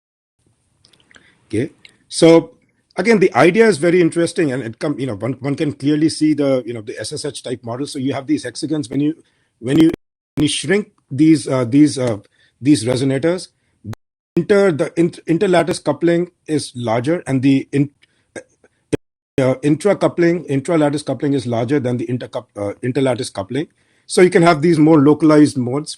So this is the trivial case, and in the case where you expand these resonators within the lattice, then the interlattice coupling becomes stronger, the intralattice coupling, and hence you can have these modes that can sort of delocalize over the system. So one can write in the hexagon basis set these orbitals, and then convert to this PND basis, which I won't get into. So if you basically these two lattices, again, that's something that people have talked about, the previous speaker. Interface, one can get these edge modes in which you can have spin momentum locking. So we created this in the optical regime, around 600 nanometer regime, and these are the devices basically on silicon nitride. And we measured in the Fourier space using Fourier microscopy the band structures of these lattices. So in the conventional or the basically non-trivial band structure, get the regular ordering. The p orbital forms the lower band, and the d orbital forms the higher band. The p orbital is dipolar-like, so it couples far field. So that's why you can see it bright. And then the d orbital in the gamma point is dark, and which you can see in simulation and experiments. And if you invert the arrangement by expanding these in the lattice, then the opposite happens. The d orbital becomes lower, forms the so-called photonic valence, and and p orbital forms the conduction band. And you can see this is bright, it couples to the far field. This is dark. So a very clear demonstration of the photonic band structure and its inversion. And when we stitch them together, then by measuring with the right circularly polarized light, we can see one of the edge modes with spin momentum locking. And if we change the circular polarization of light, then we see the other mode. And if we have a linear of light which is linearly polarized, then we see dispersions, and these are the bulk bands. So, in my opinion, this is a very clear demonstration of these photonic modes. And then you can do the same, the real space demonstration, where if you shine linearly polarized light at the interface, then light travels in both directions. Shine left and right circularly polarized light, then light goes in different directions because of the spin momentum locking. So this is basically, the quantum spin Hall analog of photons. So the question, so the photons are very interesting, of course, and it's a very, these type of demonstrations are really interesting. But there's, as all the speakers have mentioned, photons have this problem that, highly linear. And if you want to change the, nonlinearity can be induced by pumping it very hard. But again, all these things come from the material. So polaritons, which we had a session on polaritons, I don't know, last week, Friday, which are light matter coupled, very strongly light matter coupled systems, where there's a strong material excitation component. For example, excitons, could be vibrations, it could be magnetic excitations, and then one can borrow nonlinearity from the material excitation part and the long range coherence of the photons, and create these polaritonic systems. So the idea is, can one also achieve topological phases of polaritonic systems? So one of the first known demonstrations of a quantum Hall analog of a polariton was reported a few years back. Now it's 3 or 4 years back. And in parallel, we had started a project which I'll talk about. So we were very excited, sort of nervous to see this paper. Excited that clearly there is traction about these ideas. So what people did in this experiment was created a honeycomb lattice of these Bose-Einstein condensates in these 3-5 quantum wells, and by applying a strong magnetic field, we were able to open a small gap. So the field was very strong. A very small, around 200 micro electron volt, gap was open, and then this is basically a not quantum spin Hall, but quantum Hall analog of these polaritons. So it was very interesting, but the challenge here is, these experiments had to be very low temperatures because the band gap that is open is very, very small, and a very strong magnetic is required to open this gap. So our idea from even before this paper was published was sort of different, but when this paper came, so I had more conviction ideas that can we engineer and utilize some new material systems and new architectures to be able to achieve this topological polariton phases sort of at close to room temperature and without applying magnetic field. But then the question is always, as I mentioned in the first part of, so we have this topological photonic lattice, crystal lattice, and what if we couple it with an excitonic system? So a very good excitonic system with very large oscillator strength is, of course, these 2D materials, monolayers of 2D materials. So the question is, when you have a topological lattice, so there's of dispersion we showed, and we strongly hybridize it with an excitonic system, then you're going to open a gap. You'll have these polaritonic strong hybridized interactions. So when the gap is opened, and when the system is hybridized, does it maintain its topological properties borrowed from the photonic structure, underlying photonic structure, or does it open a trivial gap? So under certain conditions, and this is where maintaining the same isotopization of ensuring that the excitons are isotropically polarized, and certain other conditions, our simulation showed that indeed one can open a non-trivial gap, and instead of having one Dirac, because you interact with the exciton and hybridize, we saw one can get two type of difference in the system, and this interface is actually maintains the spin momentum locking, but this time for the polaritons. So this was the experiment. We took this photonic crystal that I talked about. Of course, it has to be designed so that it couples very strongly to the monolayer of WS2, which we put on top. Then we performed this microscopy to measure the band structures, and these calculations and the measurements actually matched what theory had predicted. So this is something good, and something just to add a note, it's very interesting that in photonics optical structures, simulations and theory basically work pretty nicely, and that is good. But sometimes I get a bit bored because if everything can be theory and calculations, then I like that surprise element, which typically is not there. So just as a side. All right. So and then we measure the band structure under different polarized light, and clearly we can see the two different edge modes of the polaritons under right and left circularly polarized light, and this is where this is where the exciton is, so it doesn't couple to the far field because it's highly absorptive. So that's why it looks dark. So clearly you can see these two polaritonic edge modes, and these are the bulks experimentally measured. And in the photoluminescence K-space and real space imaging, one can also clearly see in the photoluminescence spectrum angle resolve or momentum resolve. One can see these very nice. This is the bulk. These are the bulk modes, and this is the spin momentum locked polariton modes in the photoluminescence spectrum. And this space when we shine with right circularly polarized light, polaritons travel in direction, and then the polarization is reversed. They go in direction, and also for a polariton, a topologically protected system. If we have very sharp edges, corners, they should be able to negotiate these without significant backscattering, and indeed that was the case. And this is polariton. So we measured the dispersion all throughout and confirmed its polariton, not just just the photons. You can see it can very nicely negotiate these sharp bends. Another interesting property is is tunability. So we showed with temperature, 10 degrees of tuning the temperature close to the resonance. What we showed was maintaining topological protection, the group velocity of these polaritons changed dramatically by magnitude, and this is the reason why one would want to make topological polaritonic systems.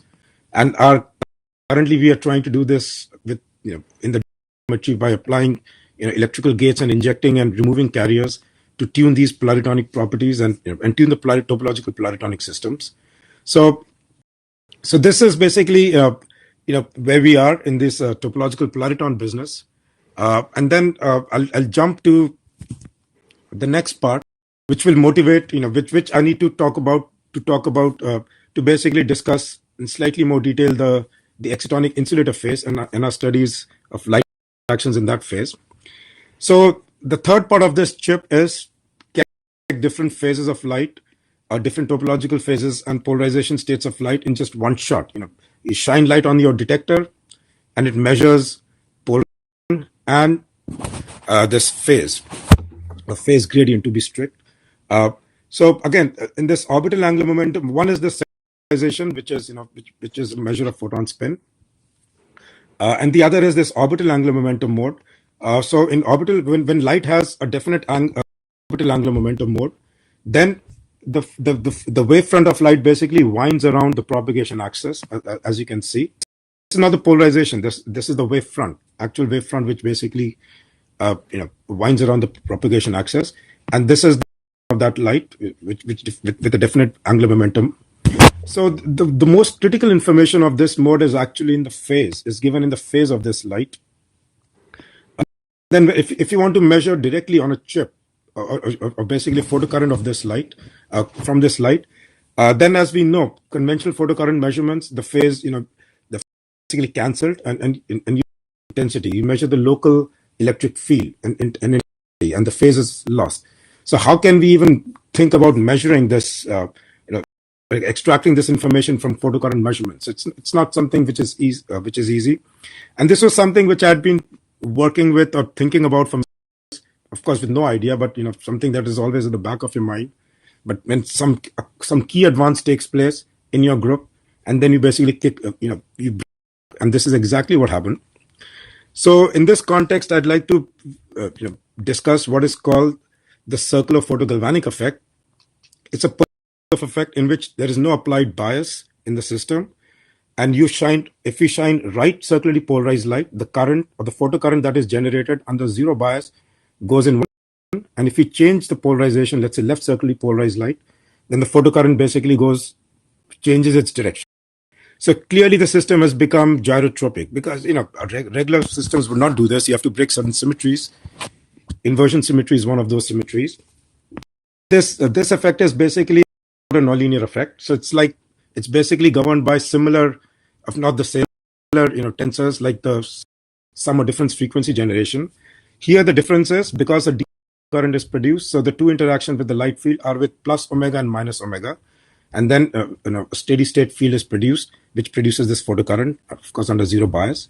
So with electric dipole approximation, the necessary condition is there are 18 point groups which can produce this effect. This is necessary condition, but not sufficient. But as we are learning, and I'll talk about this, this is under what is called the most basic, which is the electric dipole approximation. So a few years back, this is our system. Many of you in India may know Sajal Dhara, who's at IIT Kharagpur. So he did a very nice experiment in which he showed that even on a surface of silicon, a very special surface of silicon, which has these one-dimensional chains, and if you have a Schottky field, because it's a surface state, very well defined, not just gunk on the surface, but actual surface state, one can break the mirror symmetries in a material like silicon and can produce the circular photogalvanic effect. Okay, purely orbital effect, and geometrical orbital effect, and And this was basically also demonstrated that even a material like silicon can be used to detect photon spin. What about OAM? So, as I said, OAM detection, if we are within the electric dipole approximation, then we should not be able to detect that. A sort of breakthrough was made by Zurunji in my group a few years ago, where while working with these wild semi-metals, what she discovered is a new type of circular photogalvanic effect, which we call the spatially dispersive photogalvanic effect, in which what happens is if light is focused, it's not a plane wave, but if it is focused, not extremely focused, but sort of focused, then if you take the transform of this Gaussian beam, then you can have in-plane optical wave vectors, momentum wave vectors, and this crosses, and this cross product with the polarization E cross E star of the circularly polarized field produces this very strong circulating photocurrents. And by polarization of light, one can change the direction of this circulating photocurrents. Okay, so light current is not flowing directly, in a linear manner, but it's actually going around in circles. Polarization of light. So, and this effect by itself, by changing the gradient, optical gradients of the field, one can change this response. This basically means this response is now not only sensitive to the total amount of photons your detector is collecting, but also on the gradient of this light. Okay, that by definition makes it a non-local response. It's not a response. It's non-local because electric dipole is a local response, and this is a quadrupolar type response, where the momentum wave vector coming from the intensity gradient is actually responsible. And this basically changed what she found, drive new response functions, and from there we could extract some very interesting properties of these topological wild semi-metals, and I won't get into those details in this talk. Nevertheless, this basically got me thinking, if we can detect the intensity gradients of light via this non-local, can we also detect the phase gradients, which is basically orbital angular manifest in the orbital angular momentum mode of light. Okay, so the first in this previous demonstration by Zurun, she used optical intensity gradients. It was a Gaussian beam with intensity gradients, and that produced this response. So the intensity gradient is in the radial direction, and it was producing this circulating photocurrent. Now, if you have in your orbital angular momentum mode of light, phase gradients which are azimuthal in direction. Okay, so by the same analogy, by Q cross E star, current should be radial in direction.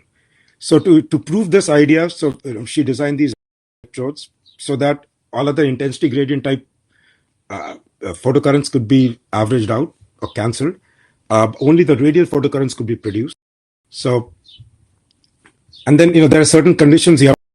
One, we have to make sure that the strong electric dipole response is zero, because that's going to overwhelm. If that is the leading term, it's going to overwhelm your response. So from symmetry considerations, we design experiments so that when we shine along a certain high symmetry facets of the material along normal direction. Light is normal to the surface, so electric dipole response is cancelled, and then the higher order response could take over. And we have to have materials with very high nonlinearity. Wild semi-metals, have been demonstrated or had been demonstrated to have extremely large nonlinearity, so you can produce a response which is nicely measurable. So if you write the response in a physical manner, this is not the response function, but this phenomenological response. So a second order circular photogalvanic photocurrent. Then this is the dipole term. So you can see this is basically proportional to the electric fields. Okay, and we make sure this is zero. And the other higher order terms, then the leading term basically become one is proportional to the intensity gradient, and the other which is proportional to the phase gradient. Okay, you can see this is the gradient of the electric field, not just the electric field, so it's non-local. So yes, the answer is we were able to detect different orbital angular response corresponding to different orbital angular momentum modes in our photodetectors. So when we move the orbital angular momentum mode from m equal to 1 to 2, which basically means when you go from 1 to 2, light basically winds twice per unit time or per unit distance, 3 or 4. So the photocurrent actually jumped in this manner, so 1 to 2 to 3 to 4. And if we change the helicity, the direction of this winding from +1 to -1 or -2, then the direction of the photocurrent changed. And because if the phase gradient is going clockwise, then the photocurrent goes radially in one direction, and if it is opposite, then the photocurrent basically comes towards or flows in the opposite direction, and that can be very nice. Since our material and the devices we make are sensitive to both spin, or circular polarization, and orbital angular momentum, one can have all kinds of different coupled states and very interesting spin coupled states, which are represented on what are called the Poincare sphere. And you can see some very interesting polarization modes one can get on this sphere. And what we showed was indeed we were very sensitive. A unique photocurrents could be recorded from these different spin orbit coupled states. So again, in basically, it's a very interesting demonstration. Everyone told me that this could not be done, but then you basically become more messed up in the head, and you want to really show it. And these situations actually are very interesting from my perspective, because when you have these phase gradients and all, the question kind of unique responses can a material produce. It's not something that people are not known. In simple SHG generation also, even when Tony Hines was a student in Ron Shen's group, they had seen these effects in a centrosymmetric material via higher order effects. They had measured SHG, current or photocurrent manifestation of those type of ideas. It's not saying this is like absolute fundamental discovery, but it's very interesting and important. And now we're trying to use this to understand band properties of topological systems. So again, something that is not part of this discussion. So now this basically sets the stage. 4 minutes. Sorry, 5 minutes? 4 minutes. Okay, 4. All right. Yeah, I think I should be done. So this is for this circular photonic effect, and another type of that we just discovered, which is the quadrupolar circular photographic effect, and we've used this to study a particular type of material called the excitonic insulator, which you probably many of you know about. So in excitonic, what happens in small semiconductors or in band overlap semi-metals, if the electron density is very low and the binding energy of the excitons is much more than the system, and sorry, the electron density is low so that the screening of the carriers is less, then spontaneous formation of preformed excitons, and one can have very exotic states of these photons, superfluid or Bose-Einstein condensation of these excitons, but they're spontaneously formed. You don't need light to create this. They're just the ground state of the system.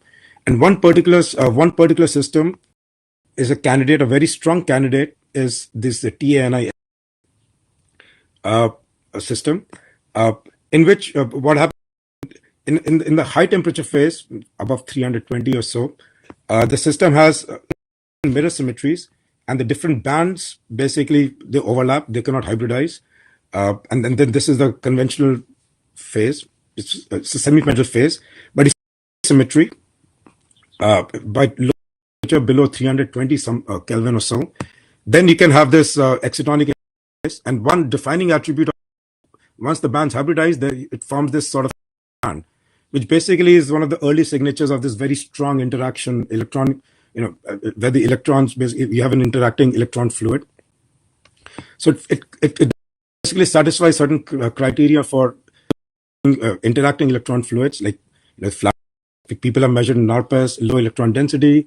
Another important aspect is to minimize, effects from other effects mess up the analysis, and that is it forms at q equal to 0, so form the charge density waves. That's these structural modulation of electrons or electronic waves, and this can also be seen, and it also shows band inversion, and people are now discovering, and thing that we are trying to figure out also in our experiments, this that it has some non-trivial geometry. So just very quickly, this material at high temperature is orthorhombic, and it was assumed, and this is where we come in, that at low temperatures below K, it forms a monoclinic phase, and this is where the bands hybridize. And the ARPAs basically at high temperature, you have this regular parabolic dispersion, but if you lower it down to this excitonic or so-called excitonic insulator phase, then you have strong flattening of the band, indicative of very strongly interacting electron fluid. So once the material basically forms in this low temperature phase, then so again, there are questions if the structure comes first or electronic interaction comes first, what leads to what. But regardless, when it forms this excitonic insulator, the different sites can actually hybridize, and this leads to an order parameter, which basically becomes a characterizing attribute of this excitonic insulator phase. So when you have a parameter which is non-zero, then an excitonic insulator phase. However, this order parameter was constrained by certain symmetries that people thought this system has, which is monoclinic. And I'll jump to this. This experiment where the samples were provided by Luminita from ICER, and then in this low temperature phase, we were surprised to see this galvanic effect. So right and left circularly polarized light produce different. And which is surprising because the material has inversion symmetry, so it should not produce circular photogalvanic effect. So we did a lot of experiments for many years actually to prove the response is right. So we took material and then we heated the system, or we went from high temperature phase to low temperature phase, and when in the high temperature the CPG response goes to zero, and then it turns on when we reach this excitonic insulator phase. So this is basically, if you do a this can also measure the order parameter of the system. Okay. Interestingly, what we found was there are always two types of response. So for produce current, circular photogalvanic photocurrent with one particular phase, basically current going in one direction, and the other phases produced in the opposite. It has to do with this very unique arrangement of dipoles, which is some people call, it's called the ferrorotational order of the dipoles. It's a toroidal type of dipoles. So when you open the two to have different chiral symmetries, so we believe we're picking that. But interestingly, what we also found was, again, this is where spectroscopy comes in. The galvanic response has this anti-resonant line shape. As you can see, it basically goes up, then there's this node, and then it reverses a sign. So this line shape has very important implications. So clearly this system should not produce CPGE because it has inversion symmetry and it also has a C2 rotation symmetry. So from strict symmetry constraints, we use this response. So why we are seeing this response? So to make the long story short, what we are seeing is a response of this. So light is propagating in the Z direction. So it has this QZ component, which light has momentum, or KZ, whatever you want to call it, and that because of this ferroroidal moment of this material couples to the electric field and produces current. So this is basically the response, and what it does is, so the fact that we have this response, so we wrote the response functions of this system, and in the bulk of the from symmetry constraints, the response is actually anti-resonant. So which basically means what we are measuring is the bulk response, which is the quadrupolar, and not the surface. So I don't know if I don't have to think, but from the surface, if it were a surface response, just because surface you break symmetry, then the response is actually resonant and that follows again from the symmetry constraints of the system. So so this basically we're quite sure it is from the bulk of the system. So why this response happens is because the system is actually not in the monoclinic phase that people thought, and it breaks the C2, forms the triclinic and collapses into a triclinic phase. And this has important implications because the order parameter was earlier under the monoclinic crystal phases, a monoclinic phase. But now if we change the crystalline symmetry of the system, again, what comes first, we don't know, because our experiments, if it is coming from the electronic part or is the structure comes first, and then it's a chicken and egg type problem.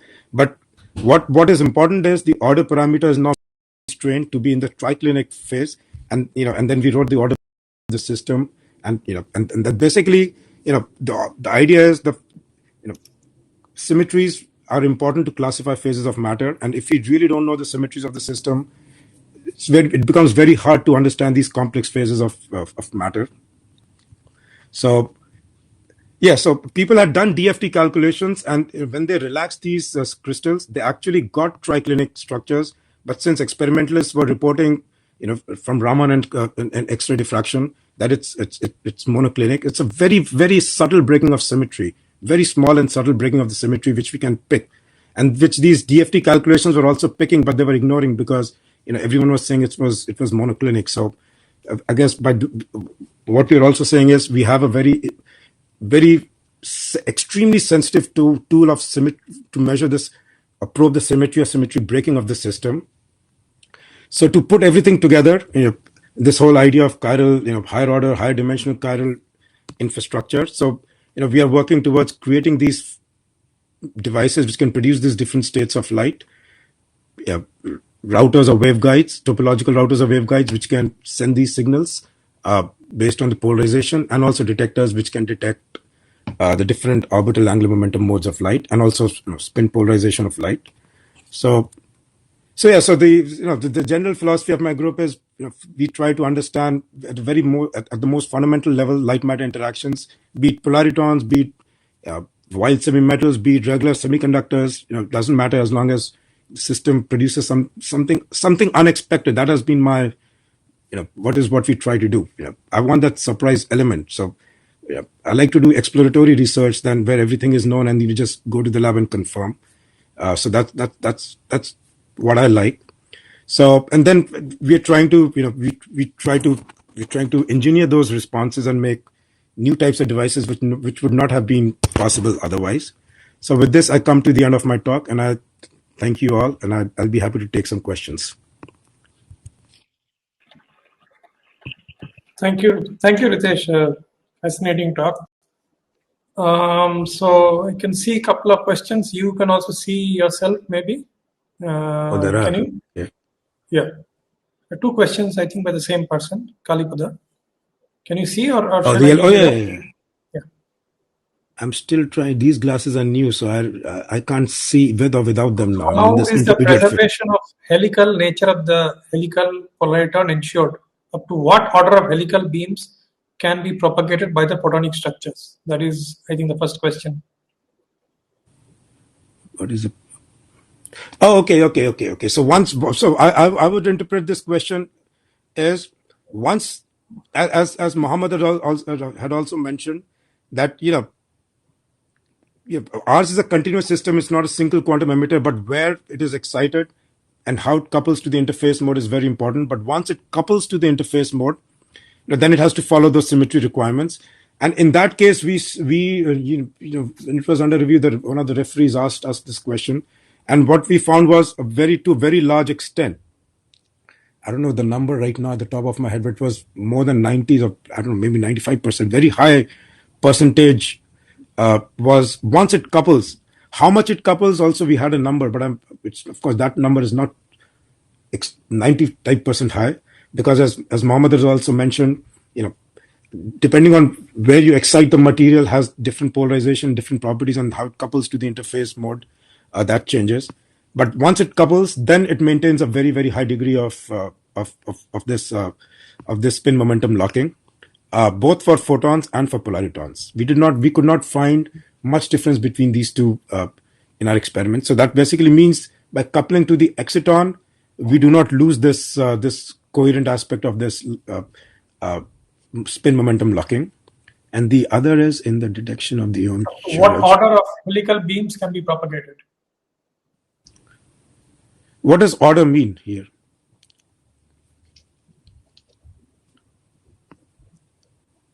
What order of helical beams? So okay, it's not we are not launching a beam, and that is so what we in the polariton we basically excite the 2D material that produces its emission, excitonic emission, and that couples to the photonic mode and produces this polariton. Okay, so it's the secondary effect. It's not that the laser is actually it's propagating in that mode. I don't know if I'm interpreting the question correctly, but that's what I would interpret this question. Okay. Then there is a second question. It says, in the detection of the OM charge by the chip-based detector, what is the thickness and crystallographic nature of the silicon surface? How is the radial current measured due to different OM beams? Okay, so in the silicon, it was just the polarization, just the circular polarization, and it was coming from the surface, so the bulk was not important. So we tried different thickness samples, and of course, the response changes, but the overall, but the signal can go up and down. But we could not see a very clear dependence with the thickness, and that is because this is a surface. So when we shine left and right circularly polarized light, so this response, where the response is different for left and right circularly polarized, the bulk does not have those symmetry properties. So that just produces a background, because of a polarization insensitive background. But the surface states do produce this, so and because of the symmetry constraints, so the thickness didn't quite matter. But that is silicon. Okay. In the OM with the thickness of the wild semi-metal, I don't think I have a, as long, our samples were 50 to 100 nanometers thick, and I don't think we have really carefully looked at the thickness dependence.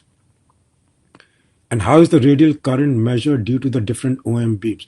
Oh, the radial current was measured because because of this azimuthal gradient, the photocurrent goes in the radial direction. So we created these. The ideal geometry would have been the Carbino geometry, which Mohammed I think has tried or has some very nice results on. So we have a semicircle. So so it's not perfect, but it's good enough. And and then we put the beam at the center. The donut part of the beam at the center of the two electrodes. Okay. And because then that produces the circulating photocurrent from the intensity gradient, which we try not to pick, but of course we pick something, and that kind of goes into this geometrical aspect. And then the photocurrent, basically, if it goes in this direction, it creates a potential difference between the two electrodes, and that can be picked. Okay. And what's the topological? I don't know what the last question is. I think the last question is related to, I don't know, but I'm just interpreting that, because I think there was a second part of the first question up to what order. So I think it is like. We measured four for M, 1, 2, 3, 4. Yeah, we have to stop somewhere. That was good enough. So M equal to 4 and minus 4. Plus 4 to minus 4. But then they were coupled to different polarization states, as I showed in this higher order Poincare sphere type, representation. Okay. Okay, I don't. There is. Okay, so anyway, that's compliment to you. So that is not a comment, not a question. Yeah. So I don't see any other questions. So then, let me thank Ritesh again and all the speakers in this last session of this workshop, the 4-day workshop, for excellent presentations. And so I think we come to the end. So the only kind of remaining thing is the discussion that we have scheduled. So if you want, we can have an analytic continuation into that session, or we could have a discontinuity, and then you can join in that session. And technically, you should join in that session, which is a separate session. So simply, if you click on the left on sessions, and you will see that panel discussion. So if you join there, then we can go to that session. And then if you want a 5-minute break or something, we can do. Otherwise, we can just continue and wrap it up. Anything is fine. So I think we exit this session and we can join in the session, which is the final session. Okay. So just go there, right? Just go to sessions. Yeah, sessions, and you say join. Yep.